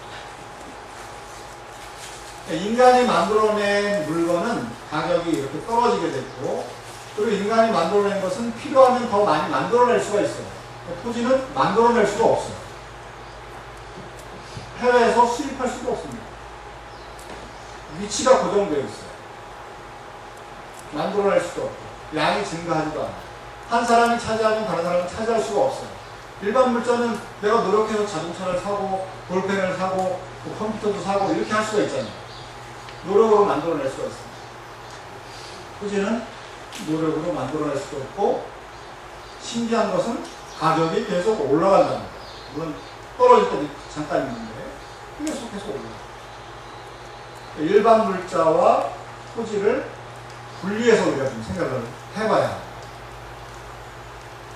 오늘날 경제학에서는 이 토지와 일반 물자를 묶어서 자본 이렇게 불러요. 토지를 자본의 하나로 봐요. 그래서 오른쪽에 있다고 생각하는 사람은 노동자들이 탐욕스러워서 이 경제가 안 돌아간다 이렇게 얘기하고 왼쪽에 있는 사람은 자본가들이 그 문제를 일으켜서 양보 안 해서 그렇다고 얘기하는데 사실은 정말 원인을 파고 들어가면 땅 문제에 있거든요. 근데 왜 오늘날의 경제학이 이 진단에 무력하냐면 토지를 자본의 하나로 봐보니까 경제학 책을 보면요, 교과서를 보면 생산의 3요소 맨 앞에 이렇게 토지, 자본, 노동 이렇게 나오고 그 다음에 이제 토지가 등장하지 않아요. 뭘 등장하지 않아요. 토지를 찾으려면 맨 뒤에 생인표 토지가 어디라고 이렇게 찾아야 돼요. 등장하지 않아요. 왜? 토지가 자본의 하나라고 합니다. 근데 방금 제가 설명드렸듯이 토지는 출생과 자본이 출생이 다르죠. 사람이 만들어낸 것이고 이것은 만들어낸 것이 아니고 하나님이 우리에게 주신 거고 선물로 주신 거고 그리고 토지는 가격이 계속 올라가고 일반 물자는 가격이 떨어진다. 그것만 파악해도 토지와 자본은 분리해서 사고해야겠구나 라고 하면 상당한 원인이 지금 경제 문제의 상당한 원인이 토지에서 비롯됐구나라는 것을 간파할 수 있을 겁니다. 근데 이제 내일 오실 우리 정강수 교수님이 쓰신 토지의 경제학 책에 보면 경제학자들이 토지를 자본의 하나로 보기 위해서 굉장히 많은 작업을 해요. 헨리 조지라고 하는 사람, 우리가 이제 헨리 조지를 경제학을 굉장히 많이 이렇게 반영하고 있는데 헨리 조지를 공격하기 위해서 토지를 자본의 하나로 만들기 위해서 수많은 경제학자들이 붙어서 그걸 하는 겁니다. 사실 우리가 배우는 학문이라고 하는 것도 굉장히 뭐 순수하고 원래 그런 거 같아 보이지만 사실 그것을 다시 한번 되짚어볼 필요가 있습니다. 이렇게 토지와 일반 물자는 다릅니다. 구분해야 우리가 알 수가 있습니다. 또 하나는 일반 물자는 가격이 올라가면 어떻게 될까요? 일반 물자의 가격이 올라간다. 컵의 가격이 올라간다. 우리 자매님 컵이 필요한데 컵의 가격이 올라가고 있어요. 그럼 어떻게 할까요? 막 1,000원 했던 게 2,000원으로 올라갔어요. 좀 기다릴까요? 아니면 지금 살까요?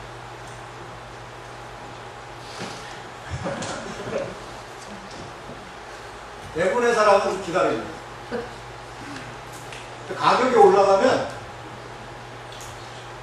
소비자들은 그걸 살려고 하는 구매자들은 기다리고 회사를 운영하는 사람은 컵 공장 하는 사람들은 더 많이 물건을 만들어내죠. 그걸 경제학에서는 공급이 증가한다고 해요. 가격이 올라가면 수요가 떨어지고 공급이 증가해요. 그래서 가격이 원래 가격으로 1,000원으로 떨어져요. 그때 이제 자연인은 컵을 구입하시는 거예요. 이것이 일반 경제학에 나온 수요와 공급의 법칙이에요. 근데 토지는 어떨까요? 이 부동산이라고 하는 것, 엄밀히 말하면 토지라고 해야 되는데 토지라고 하는 것은 가격이 올라가면 사람들이 어떻게 하죠? 안 사고 기다리고 있나요? 더 살라고 그러죠. 옆에 있는 사람은 땅 사고 돈 벌었네, 더 올라갔네, 나도 사야겠다. 있는 돈 없는 돈 다 끌어모아서 은행에 대출을 받아서 더 살라고 그러죠.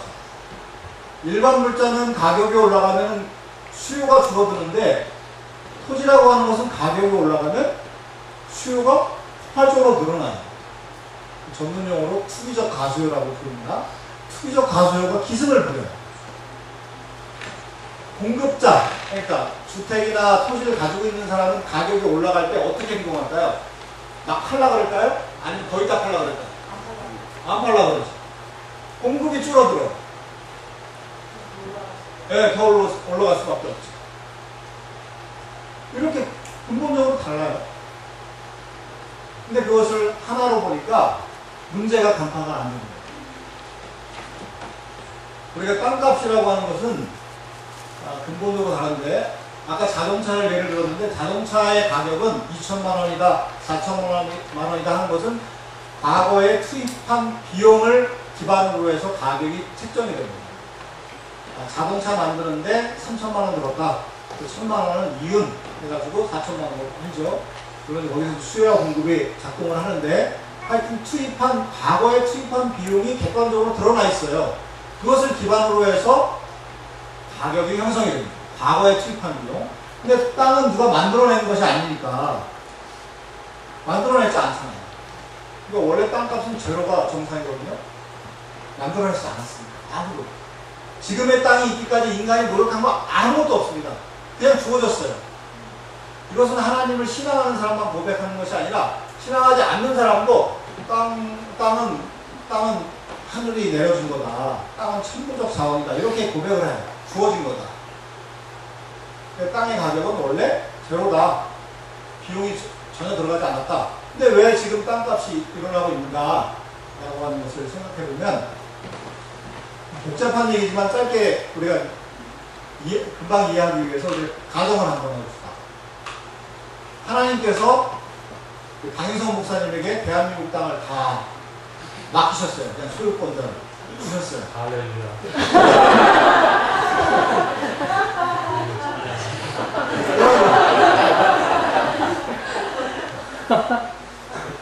그러면 이제 모든 사람이 임차인이나 이제 임대해서 살아야겠죠. 근데 땅은 위치마다 좋은 땅이 있고 나쁜 땅이 있죠. 한계지가 있고 중심지가 있고 변두리가 있습니다. 그럼 중심지의 땅을 강인성 목사님은 임대료를 비싸게 받겠죠. 네. 시장의 원리에 따라서. 변두리의 땅은 싸게 받을 겁니다. 이렇게 이 여기서 말하는 지대가 토지 임대료라고 하는 말인데, 이렇게 비싼 땅이 있고 싼 땅이 있어요. 임대료가.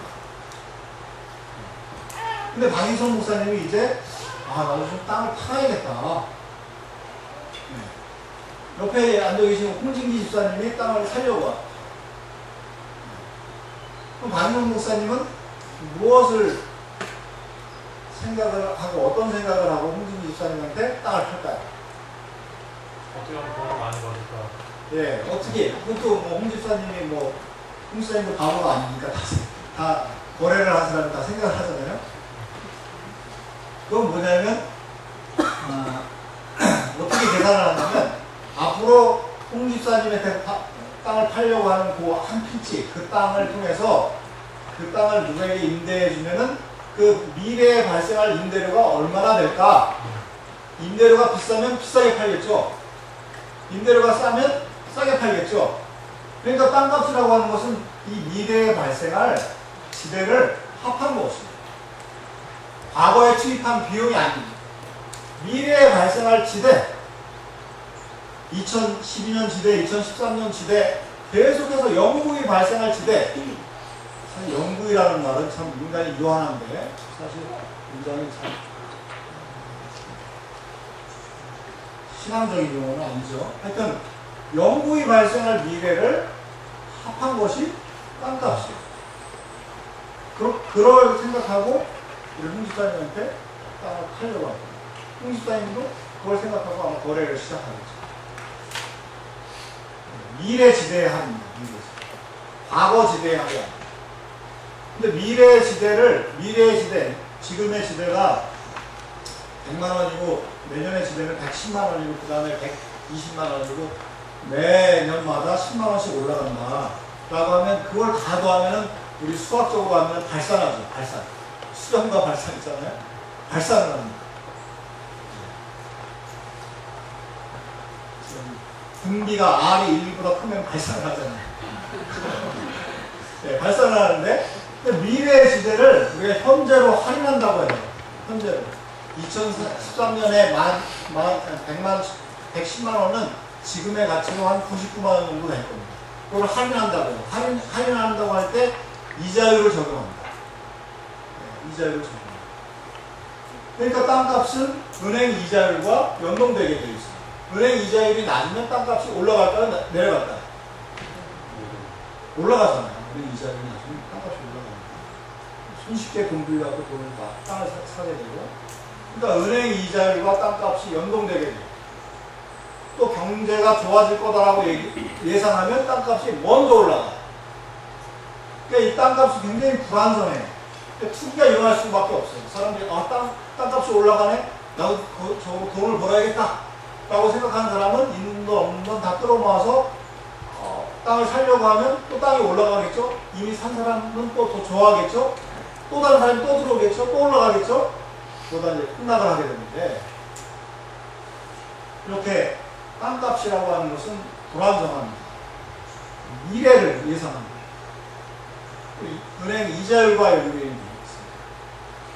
경제 전체에 영향을 줄 수밖에 없습니다. 이것을 우리는 토지를 통해서 돈 벌려고 하는 것을 투기라고 해요. 투기. 투기가 노리는 것은 불로흡입니다. 서울에 살면서 강원도 평창에 땅을 갖고 있는 것은 이용하려고 그런 것이 아닙니다. 이명박 정부의 초대 환경부 장관 한 여성이 당신은 인사청문회에서 당신은 왜 서울 사람이 강화도에 땅을 갖고 있습니까? 그랬더니 명대답이 나왔죠. 땅을 사랑해서요. 땅을 사랑해서 땅 갖고 있잖아요. 사용하지도 않을 집을 소유하는 거, 몇십 채씩 소유하는 거, 서울 사람이 뭐 강원도에 땅을 갖고 있는 거, 수원에 땅을 갖고 있는 거, 강화도에 땅을 갖고 있는 거, 부산 사람이 뭐 세종시에 땅을 갖고 있는 거, 그건 다 불로소득을 노리는 거죠. 근데요, 이 불로소득을 노린다고 해서 사실은 투기를 한다고 해서 그 사람이 굉장히 도덕적으로 비난받아야 될 사람, 좀 그렇게 얘기해야 할까라고 싶어요. 우리 주위에 보면 투기를 하는 사람이 뭐 굉장히 나쁜 사람이 아니에요. 뭐 은행에 넣어놓고 있는 것이나 주식을 사놓고 있는 것보다 땅을 사놓고 있는 것이 돈 되니까 내가 그걸 샀지. 뭐 기회 아니야? 이런 생각으로 다 생각하죠. 그러니까 이 현 제도가 불로소득을 누릴 수 있는 제도이기 때문에 또 불로소득은 또 수많은 피해를 양산하는데 하여튼 불로소득을 누릴 수 있는 제도이기 때문에 웬만한 사람 같으면은 이 잘못된 제도의 수혜자가 되고 싶지 피해자가 되고 싶은 사람 아무도 없어요. 이 제도가 안 바뀔 거라고 예상한다면 투기를 하는 사람이 특별히 흉악범이다 뭐 이런 건 아닙니다. 굉장히 나이스하고 세련되고 예의 바르고 그런 사람도 많습니다. 잘못된 건 제가 말씀드렸듯이 제도다. 불로소득을 용인한 제도, 그래서 투기가 일어나는 거죠.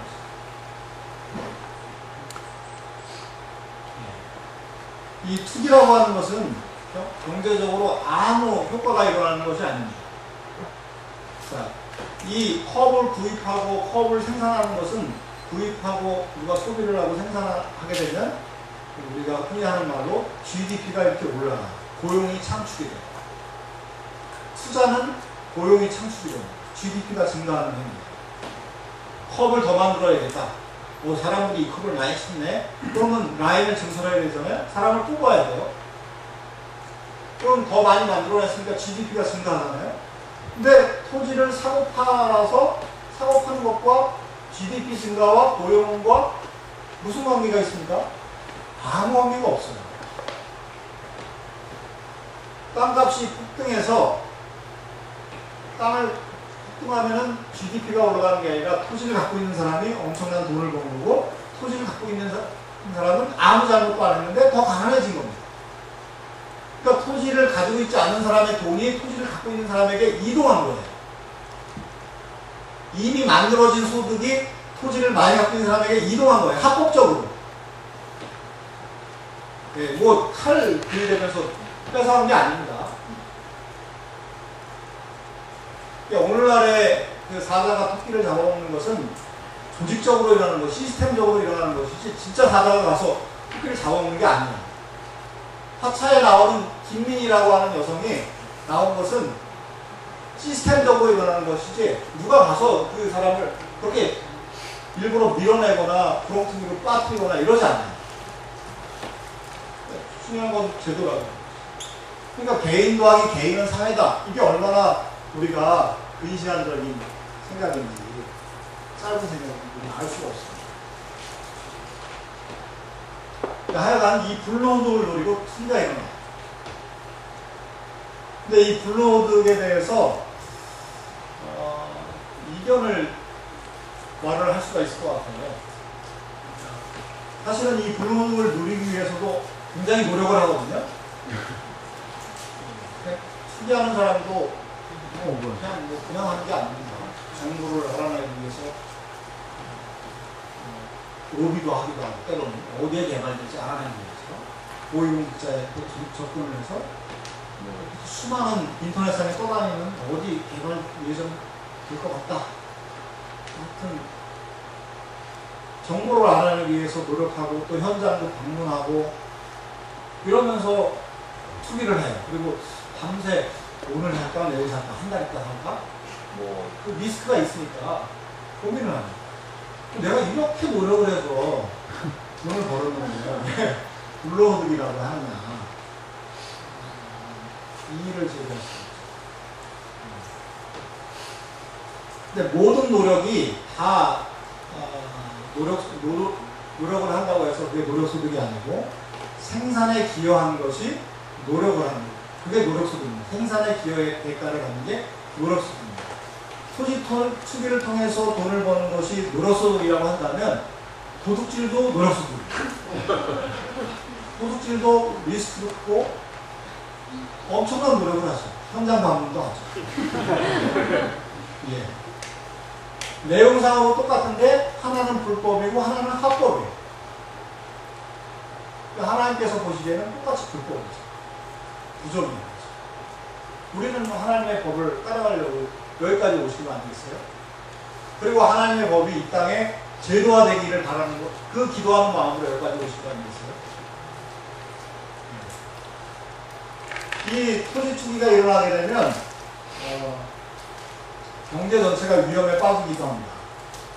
미국의 서브프라임 모기지 사태, 미국의 2008년 금융위기가 부동산이 토지 투기가 일어나서 거품이 엄청 일었다가 꺼지면서 전 세계가 공황 상태로 빠져들었어요. 투기가 일어나면, 그러니까 부정의한 것은 반드시 다른 나쁜 결과를 초래하게 돼 있어요.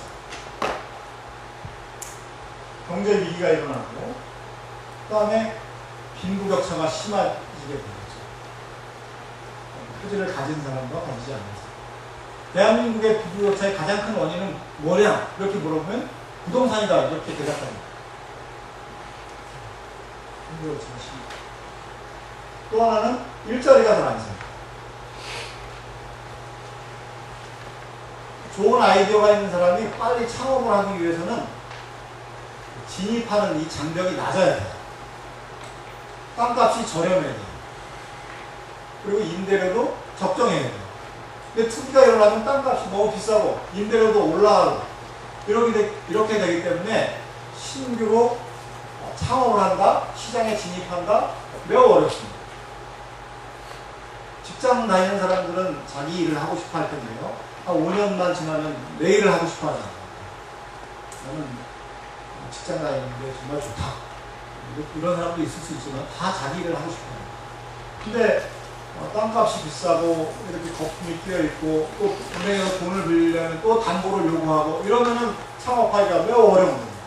그러면 일자리가 잘 안 생기겠죠.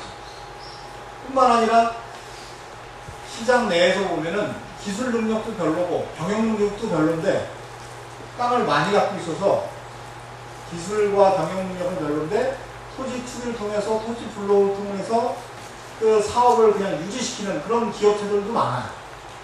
근데 그런 기업체들은 사실은 퇴출돼야 맞습니다. 시장이 건강하려면 보다 그 기술 능력이 있고 경영 능력이 있는 회사들이 쭉쭉쭉 올라가요. 근데 그런 토지를 많이 갖고 있는 회사들이 그냥 시장 안에서 토지 불로소득이라는 걸 먹으면서 큰 소리 뻥뻥 치기 때문에 시장 경제를 병들게 만드는 것이 바로 저는 토지 투기라고 했습니다. 일자리도 잘 안 됩니다. 또 노사 간에 극심한 투쟁이 생깁니다. 노동자들은 주거비가 인상됩니다. 집값이 막 올라가니까 임금 인상을 요구하고 또 사업하는 사람들은 자기 또 비용이 더 들어가고 또 뭐 토지 임대료가 늘어나고 이러면 양보할 여력이 줄어들기 때문에 결국에는 사업으로 치닫게 됩니다. 이 협상 공간이 줄어드는 거예요. 토지 투기 때문에. 네, 대표적으로 용산 참사. 토지 불로소득의 문제죠. 세입자들의 권리금 뭐 이런 것이 있었지만 사실은 용산 일대가 개발된다고 해서 용산의 땅값이 수직 상승했거든요. 그 올라간 땅값, 그걸 우리가 개발이익이라고 하는데 개발이익을 빨리 누리기 위해서 불로소득을 누리기 위해서 철거민들을 거기에 세입자들을 무리하게 밀어내려고 했고 그리고 그 국가가 또 거기에 방조를 하고 더 적극적으로 또 도우기도 하고 그랬었습니다. 근데 이 용산 참사라고 하는 것은 토지 불로소득이 없었으면 안 일어나는 일이죠. 예. 이런 걸 보면 일자리가 지금 없고 집값은 너무 비싸고 그리고 빈부격차가 심화되고 이런 현상은 어쩔 수 없는 현상이 아니라고 하는 겁니다. 초기에 제가 패배주의를 말씀을 드렸어요. 그건 어쩔 수 없는 현상, 그렇게 우리가 생각하는데 못 고쳐. 원인도 알 수가 없어. 근데 원인은 구성입니다. 상당한 원인이 토지에 있어요. 근데 극도의 사치와 극도의 빈곤이 공존하는 이유, 대다수의 사람들은 뼈 빠지게 일해야 겨우겨우 먹고 사는 그 이유, 왜 원래부터 그런 것이 아니라 구성이었기 때문에 그렇다는 것이죠.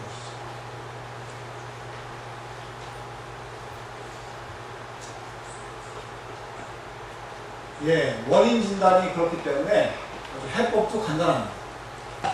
투기를 어떻게 하면 막을 수 있을까요?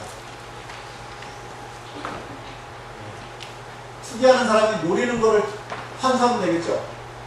투기하는 사람이 투기를 못하게 하기 위해서 우리가 도시락 싸들고 가서 말린다? 할 수가 없습니다. 공무원들이 완장 차고 돌아다닌다? 할 수가 없습니다. 법으로 금지시킨다? 거래를 해서도 안 되고 할 수도 없습니다. 가장 좋은 방법은 물로소득을 하는 겁니다. 그리고 노력소득을 보장합니다. 노력소득을 더 많이 보장합니다. 개인이 열심히 회사에서 열심히 일해서 번 소득, 사업을 해서 열심히 일해서 번 소득, 이런 것을 더 많이 그 개인에게 보장합니다. 성경은 좀 기본적으로 이 노력소득에 대해서 개인이 소유하도록 좀 존중하고 있다고 생각합니다. 일단 개인이 소유하지만 우리 그리스도인들은 내가 이거 돈을 벌었지만 하나님이 능력을 주셔서 벌었기 때문에 나는 이웃과 나누겠다 라고 하는 것은 아주 좋은 일이고 우리가 칭찬받아야 마땅한 일이고 또 격려해야 되고 많은 사람들이 본받아야 할 일이지만 그것을 강제적으로 할 수는 없어요. 성령을 받은 사람이 그렇게 할 수가 있는 거예요. 그걸 제도화해서 너 보니까 네가 돈을 많이 벌었는데 그건 다 너의 노력이 아니라 하나님이 주신 능력이니까 다 환수해서 같이 나눠가자. 제도화하겠다. 그렇게 하는 거예요. 자의에 의해서 자의에 의해서 성령에 의해서 그렇게 해요. 자발적. 근데 불로소득은 이건 다른 사람의 노력소득을 침해한 거잖아요. 본질적으로 그렇잖아요. 그럼 환수입니다. 자, 불로소득 환수 방법에 대해서 제가 제 강연 보시면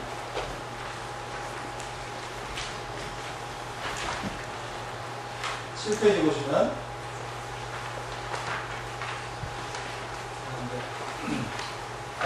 시뮬레이션을 해봤는데요. 이건 뭐 굉장히 좀 복잡할 거예요. 여기서 핵심은 뭐냐면 2017년을 한번 보시겠어요? 2017년 여기에 이제 집가가 나옵니다. 집가가 6째 열이네요. 집가가 나오는데 4047조가 나오죠. 그 이후로는 4047조가 계속 고정되죠. 예. 이렇게 집가를 고정시킬 수 있는 세제 전략이 있습니다. 불로소득을 환수하는 방법은 우리 조동찬 박사가 그걸 열심히 연구하고 있는데 국가가, 정부가 지방정부든 중앙정부든 땅을 매입해서 그것을 임대해주는 방법이 있을 수가 있고 세금을 통해서 할 수 있는 방법이 있습니다. 임대를 통해서 할 수 있는 방법은 우리 북한에 적용할 수 있는 아주 좋은 방법입니다. 거의 이미 국교화되어 있기 때문에 임대할 수가 있어요. 그러니까 토지 정의를 의지에 따라서 실현할 수가 있어요. 집권자의 의지에 따라서. 근데 이 세제를 통해서 토지의 가격을 고정시키는 전략을 우리가 쓸 수가 있습니다. 그러면 땅값이 고정되어 있다? 투기 안 하죠. 시세 차익이 안 났는데요? 안 하죠. 예, 제가 여기 뭐 그림을 그려놨는데 좀 머리 아프시죠? 하여간 이 핵심은 땅값이 고정됩니다. 추가적으로 이따가 개인적으로 질문하는 분들에게 제가 자세히 설명드리는데 이거 설명하면 전부 힘들어하실 거예요. 그래서 넘어가서 이 투기를 완전히 근절시킬 수 있는 방법이 있다라고 하는 거예요. 그러니까 하나님의 말씀은 구약에 쓰여 있지만 오늘날에도 여전히 유효하고 적용시킬 수 있는 말씀이고 이 사회를 바르게 살릴 수 있는 말씀이라는 거예요. 여러분 믿으시죠? 네. 정말 아멘 하셨어요? 그러면 이 토지 정의의 효과를 보면 빈부격차가 완화되겠죠? 일자리는 증가할 겁니다. 그러니까 이 잘못된 토지 제도에 이 짓눌려 있던 생산의 용수철이 튀어 올라가면서 생산이 늘어나고 일자리도 더 많이 생깁니다. 그리고 사회 갈등도 해소가 되고 부정부패, 건설업과 관련된 부정부패가 얼마나 많습니까? 대한민국 공무원의 우리 비리가 발견된 공무원의 60%가 토건업에서 나와요. 토건업 관련 공무원들은 무슨 부패 유전자를 타고 태어났습니까? 그렇지 않습니다. 토지 불호흡 때문에 일어나는 게 상당히 많습니다. 또 주거 불안정, 주거가 안정이 되는 거죠. 또 금융, 이 부동산 가격이 폭등하고 폭락하면서 금융기관이 마비가 되고 지금 스페인, 아이슬란드, 그리스 이런 나라들 보면 부동산 투기가 기승을 부렸다가 금융기관도 거덜나고 금융기관 또 거덜나는 거 막기 위해서 공적자금 정부가 재정을 투입했던 공적자금 투입했더니 또 국가도 굉장히 어려워지고 국가가 부도날 상태고 이런 금융 불안정 해소가 되죠. 예. 그리고 이제 제가 토지정의에 집중적으로 말씀을 드렸는데 토지정의의 기반 위에서 아까 대기업과 중소기업의 관계를 더 정상화시키기 위해서 노력합니다. 경제민주화 요즘 말하면. 근데 이 토지정의를 세우게 되면 중소기업과 신규기업의 위상이 크게 올라가요. 대기업의 위상은 내려갑니다. 왜냐하면 대기업과 재벌들은 이 토지불호흡을 엄청나게 독식한 그런 세력들이거든요. 우리나라 재벌들이 다 반도체 만들고 자동차 만들고 재벌 된 것이 아닙니다. 재벌 형상사 보면 얼마나 토지 투기를 많이 했는지 알 수 있어요. 그도 그럴 때 어디에 개발될지를 다 알고 있으니까 고위공무원과 수시로 만납니다. 네, 기업정의도 세우고 또 노동정의도 세우고 정규직과 비정규직간의 문제 이것도 세우고 또 노동자와 또 사용자 간의 정의 문제 토지정의를 세우게 되면 노동자의 위상이 크게 올라가요. 왜 그럴까요? 일자리가 많이 생기는데요. 일자리가 턱없이 부족하니까 사용자의 힘이 클 수밖에 없어요. 너 해고 뒤에 줄 서는 사람 많거든? 근데 노동자가 힘이 셀 수 있는 것은 내가 여기서 나가도 다른 일장 구할 수 있다라고 할 때 자기가 당당할 수가 있잖아요. 부당한 일 시키면 안 한다고 이렇게 거부할 수가 있습니다. 토지정의를 세우게 되면 노사정의를 세우기가 굉장히 수월해지게 됩니다. 그리고 이런 토지정의, 또 노동정의, 노사정의, 그다음에 기업정의 이런 것은 정부의 주도하에 정의로운 정부의 주도하에 새로운 사회협약을 통해서 가능하다. 정의로운 정부. 새로운 사회협약. 정부가 무엇을 해야 되는데요. 협약에서 정부가 이런 역할을 해야 된다고 생각합니다. 충분한 실업급여를 제공해요. 실업자들이 생겨날 수가 있거든요. 흔히 말하는 마찰적 실업. 구조조정이 어쩔 수 없이 행해지는 그런 사업장이 있을 수 있으니까 실업자가 생겨날 수 있어요. 그런데 그 실업자에게 충분한 실업급여를 제공하게 되면 지금 직장에 있을 때와 실업자로 있었을 때와 생활의 차이가 크게 나지 않는다면 해고에 대한 저항, 구조조정에 대한 저항이 그렇게 크지 않습니다. 덴마크나 네덜란드 같은 나라가 그런 거라고 많이 알려져 있죠. 그리고 직업 재교육을 정부가 시키는 겁니다. 그리고 이제 평생 한 가지 직업 가지고 계속해서 한 뭐 몇십 년 동안 할 수가 없거든요. 그런 사람도 있겠지만 대부분의 사람들은 2번 내지 3번 자기의 직업을 바꿔야 되는데 그 직업 재교육을 시키는 것을 정부가 역할을 한다. 그리고 일자리 안선을 시킨다. 안선해준다. 그런 적극적인 역할.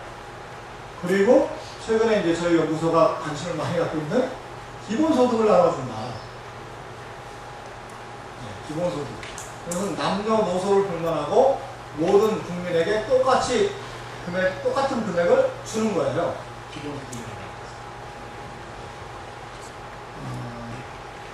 저는 이제 전면적으로 처음부터 실시하기는 어렵고 우리 7페이지 표에 나와 있듯이 이 환수하는 그 뭐랄까요? 이 세액, 보유세액, 이 네 번째 열에 나온 보유세액이 나중에 2032년 되면 265조가 되죠. 265조 정도를 환수하게 되면 이 기본소득을 계속해서 확대해서 실시할 수 있다고 생각해요. 기본소득은 뭐냐면 하여튼 기본적으로 모든 사람에게 공평하게 주는 것인데 이게 저는 필요하다고 생각하는 것은 현대사회가 속도가 굉장히 빨라요. 그리고 순수 예술을 하고 싶은 사람은 생계가 곤란해서 예술 활동을 하기가 어려워요. 근데 기본적인 소득만 자기에게 주어진다면 또 속도를 따라가기가 굉장히 어려운 사람, 또 보헤미안적 기질을 갖고 있는 사람, 그런 사람들이 있어요, 주위에. 예. 그런 사람들은 기본적인 소득 자기가 최소한의 소득만 있으면 그 역할을 할 수가 있습니다. 순수 예술을 해서 사람들의 정신과 영혼을 건강하게 할 수 있는 기여를 할 수가 있습니다. 무슨 돈으로? 항상 나오죠? 이따가 오후에 김유상 교수님도 말씀을 하실 텐데 토지불로호도 할 수가 있습니다.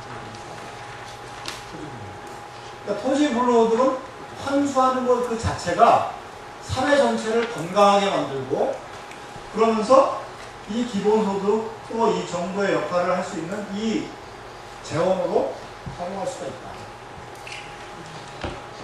꼭 먹고 알 먹고 누이 좋고 매우 좋고 일석이조. 그 환수하는 그 자체가 사회 전체를 경제 전체를 건강하게 만들면서 한다는 거죠. 네, 하나님의 말씀이 이렇게 효율과 정의가 하나가 입맞추게 됩니다. 정의로움은 정의를 지나치게 강조하면 비효율이 생긴다 이렇게 얘기하고 효율을 지나치게 강조하면 좀 부정의한 게 일어난다 이렇게 생각하는데 하나님의 말씀은 이 정의와 효율이 함께 간다. 입을 맞춘다. 구약 시편에 보면 입 맞춘다라는 평화와 정의와 평화가 입을 맞춘다 이런 표현이 있는데 19가 있는데 예, 경찰적으로 표현하면 효율과 정의가 입을 맞춘다. 그러니까 이런 사회는 저는 충분히 가능하다 이렇게 생각합니다. 그럼 여기서 이제 우리가 무엇을 할 것인가 생각해 보기 전에 거창하게 역사란 무엇인가? 역사가 과연 무엇일까? 누구의 책 제목이죠? 이에치카라고 하는 그 역사학자의 책 제목인데요. 역사가 무엇일까? 이에치카가 뭔 말 했는지 기억나는 분들 계시죠? 알쏭달쏭한 말을 했습니다. 과거와 현재와의 대화. 무슨 말인지 아직도 저는 잘 모르겠어요. 그 말이. 과거와 현재와의 대화가 역사다. 굉장히 중요한 얘기를 한 것 같은데 저는 쉽게 얘기해서 아까 이제 주기도문도 했고 또 마태복음 6장 33절 말씀도 생각을 해봤는데 역사라고 하는 것은 하나님의 뜻이 이루어지는 과정이다. 그렇게 저는 정의하고 싶어요. 하나님의 나라와 의가 이 땅에 구현되는 그 과정이 역사다. 이 세상은 끝나고 다른 데 가서 살 거다. 이게 성경이 그런 얘기를 하지 않습니다. 나중에 오시는 신현호, 김근조 교수님이 그거에 대해서 얘기하실지 모르겠는데 이 땅에 대한 얘기. 하나님의 나라가 이 땅에 임한다. 그 뜻이 이루어지는 과정이 역사예요. 그런 역사의식을 우리가 가질 필요가 있어요. 이런 역사의식을 가진 사람이 하나님의 나라와 의를 이 땅에 구하기 위해서 애를 쓸 수가 있어요. 이 땅은 뭐 잠시 잠깐 있다가 딴 데로 갈 거다라고 생각하는 사람은 이 땅에 대해서 뭔 애정이 있겠습니까? 조금만 참지. 불의한 일이 생기면 뭐 세상은 어쩔 수 없는 거야. 우리가 좀 참자. 아주 소극적인.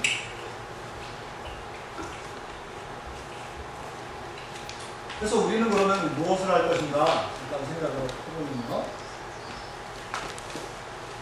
이런 역사의식을 가지고 개인과 교회와 사회가 우리가 이 어떤 역할을 할 것입니다. 먼저 이런 얘기를 하면은 가장 처음에 우리가 할 일은 뭐라고 주로 얘기합니까? 기도한다 이렇게 얘기하죠. 기도해야 합니다. 예, 기도해야 합니다. 우리 여기에 그 신현의 경제학 번역한 책인데요. 여기 뒤에 있는지 모르겠네. 설명이 있어요? 신현의 경제학. 네, 저 책의 서문에 보면 배천덕 신부님이 추천사를 썼어요. 거기 앞에다가. 이렇게 이 하나님의 토지정의를 교회도 무시하고 있고 이 세상은 더더욱이나 무시하고 있는데 이런 현실 앞에서 우리는 무엇을 할 건가? 이렇게 스스로 자문을 해요. 그래서 자기가 스스로 대답해요. 대신분이 뭐라고 그러냐면 혼자 하나님 앞에 무릎 꿇고 기도할 거다. 그럼 그 다음은 뭐 할 건가? 두세 사람 모여서 또 기도할 거다. 이렇게 얘기를 하세요. 저는 신년의 말씀을 듣게 되면 우리의 기도의 내용이 변화해야 된다고 생각합니다. 아주 사적인 영역, 개인적인 영역, 좀 약간 그렇게만 기도하면 그러니까 거창하게 민족보고만 뭐 그렇게 해서 기도를 마무리할 게 아니라 이제 신년의 내용, 이 땅에 이루어질 하나님의 역사, 그걸 위해서 우리가 간절하게 기도를 해요. 네, 대신부님은 마지막에 그럼 세 번째 뭐 할 거냐 이렇게 물었을 때 세상을 자유롭게 하기 위해서, 자유케 하기 위해서 십자가에 매달릴 준비를 할 것이다. 비장한 얘기를 합니다. 한번 이따가 한번 보십시오. 읽어드릴까요? 네, 한번 읽어주십시오. 셋째만 읽을게요. 첫째부터 읽을까요? 네, 첫째부터. 첫째, 기도하면서 그것에 대해 하나님께 아뢰는 것이고, 둘째, 두세 사람과 예수님의 이름으로 모여 더 기도하는 것이고, 셋째, 성령께서 인도하시는 대로 행동으로 옮기고 세상을 자유케 하기 위해서 십자가에 못 박힐 준비를 한 것이다. 네. 참. 큰 무림으로 당하죠. 근데 기도할 때 우리가 먼저는 회개를 해야 되겠죠. 개인적인 회개가 있을 수 있고 이 민족의 죄를 회개할 해야 할 필요가 있을 수 있고 또 개인적으로 부동산을 통해서 부를 많이 축적하고 그걸 헌금을 많이 하는 것은 하나님 기뻐하시는 것이다. 이렇게 배웠을 수도 있어요. 그거에 대해서 특별히 생각을 안 했다면 그렇게 생각하기가 너무 쉽습니다. 근데 그 회개를 해요. 하나님 앞에 죄를 져요. 회개의 옷을 우리가 입어야 돼. 그 옷은 대단히 비싸요. 정말 회개를 해야 되거든요. 마음속에서 그러지 말아야지가 아니라 자기가 불로소득을 누린 게 있으면 내놔야 되겠죠. 예, 그것을 뭐 방법도 여러 가지 우리가 생각해 볼 필요가 있겠습니다. 또 기도의 내용이 바뀌어야 될 것이고 그리고 또 좀 더 적극적으로는 우리 신년함께 같은 단체의 회원이 되는 겁니다. 그리고 후원도 하는 겁니다. 그건 최소한이라고 생각해요. 그리고 교회에 가서 이 사실에 대해서 주위에 있는 사람에게 알리는 거죠. 가장 알 수 있는 도구가 뭘까요? 쉬운 도구. 여러분이 갖고 계신 만화책을 하나씩 한번 읽어보세요. 화장실에다가 비책에 두고 5분이면 읽을 수 있거든요. 알리는 거. 그 교회에서는 어떤 일을 할 수 있을까요? 우리 희년함께가 제시하고 있는 방안 중에 하나는 희년 실천주의를 지키는 겁니다. 그러니까 교회가 환경주일, 뭐 여러 가지 주의를 지키는데, 환경주일에서는 환경에 관한 설교를 하잖아요. 환경 보존에 관한 설교를 하고, 이 생태계의 위기에 대해서 설교를 하는데, 이 희년 실천주일은 희년에 관해서 설교를 해요. 이 희년에 관해서 설교하는 게 저는 목회자들은 굉장히 어렵다고 해요. 그 내용이 어려운 게 아니라 교회 성도들 구성구성을 보면 그 사람이 힘들어할 텐데 어떡하지? 이런 게 어려움이 있는 겁니다. 또 교회에 가보면 소질을 많이 갖고 있는 사람들이 안수집사 장로가 많아요. 그런 사람들의 마음을 아프게 할 수가 있어요. 회개해야 됩니다. 근데 우리가 하나님의 말씀은 살았고 운동력이 있어 날성검보다 외리해서 10년과 골수를 찔러 쪼개기까지 한다고 했는데, 그러면 우리가 희년의 말씀을 전파해야 됩니다.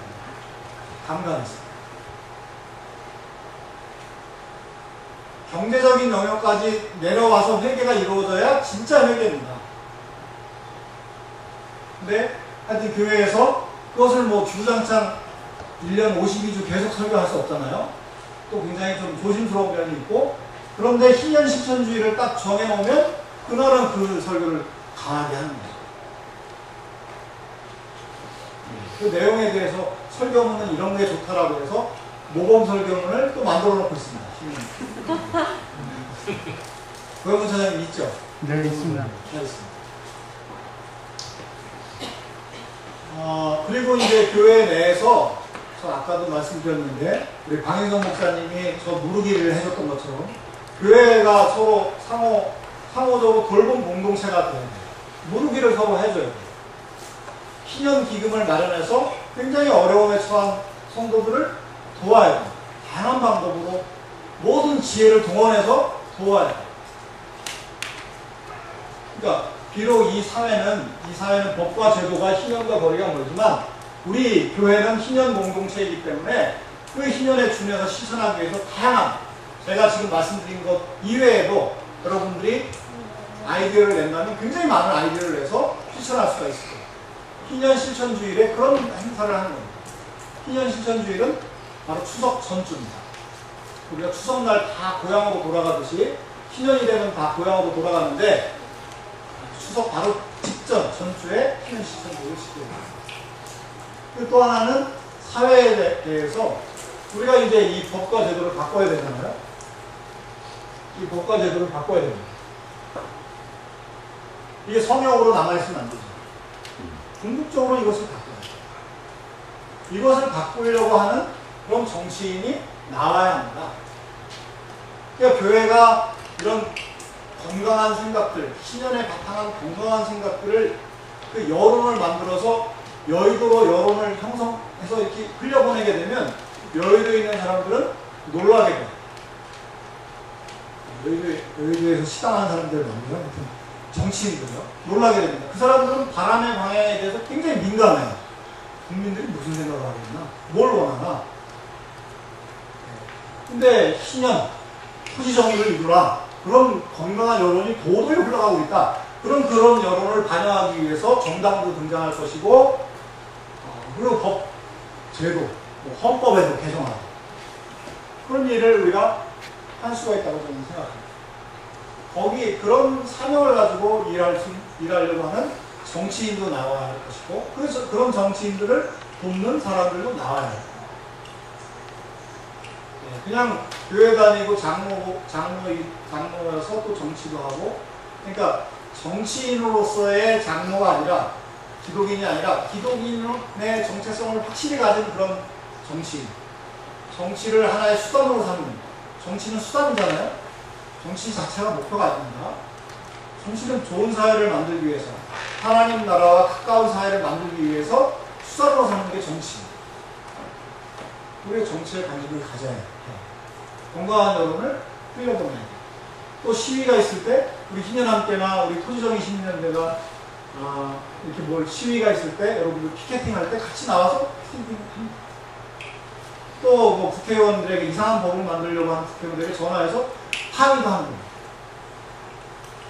할 수 있는 일이 굉장히 많아요. 네. 우리는 어떻게 할 것인가. 제가 지금 말씀드린 거 이외에도 여러분들이 다양하게 아이디어를 짜내서 하면 참 좋겠다는 생각입니다.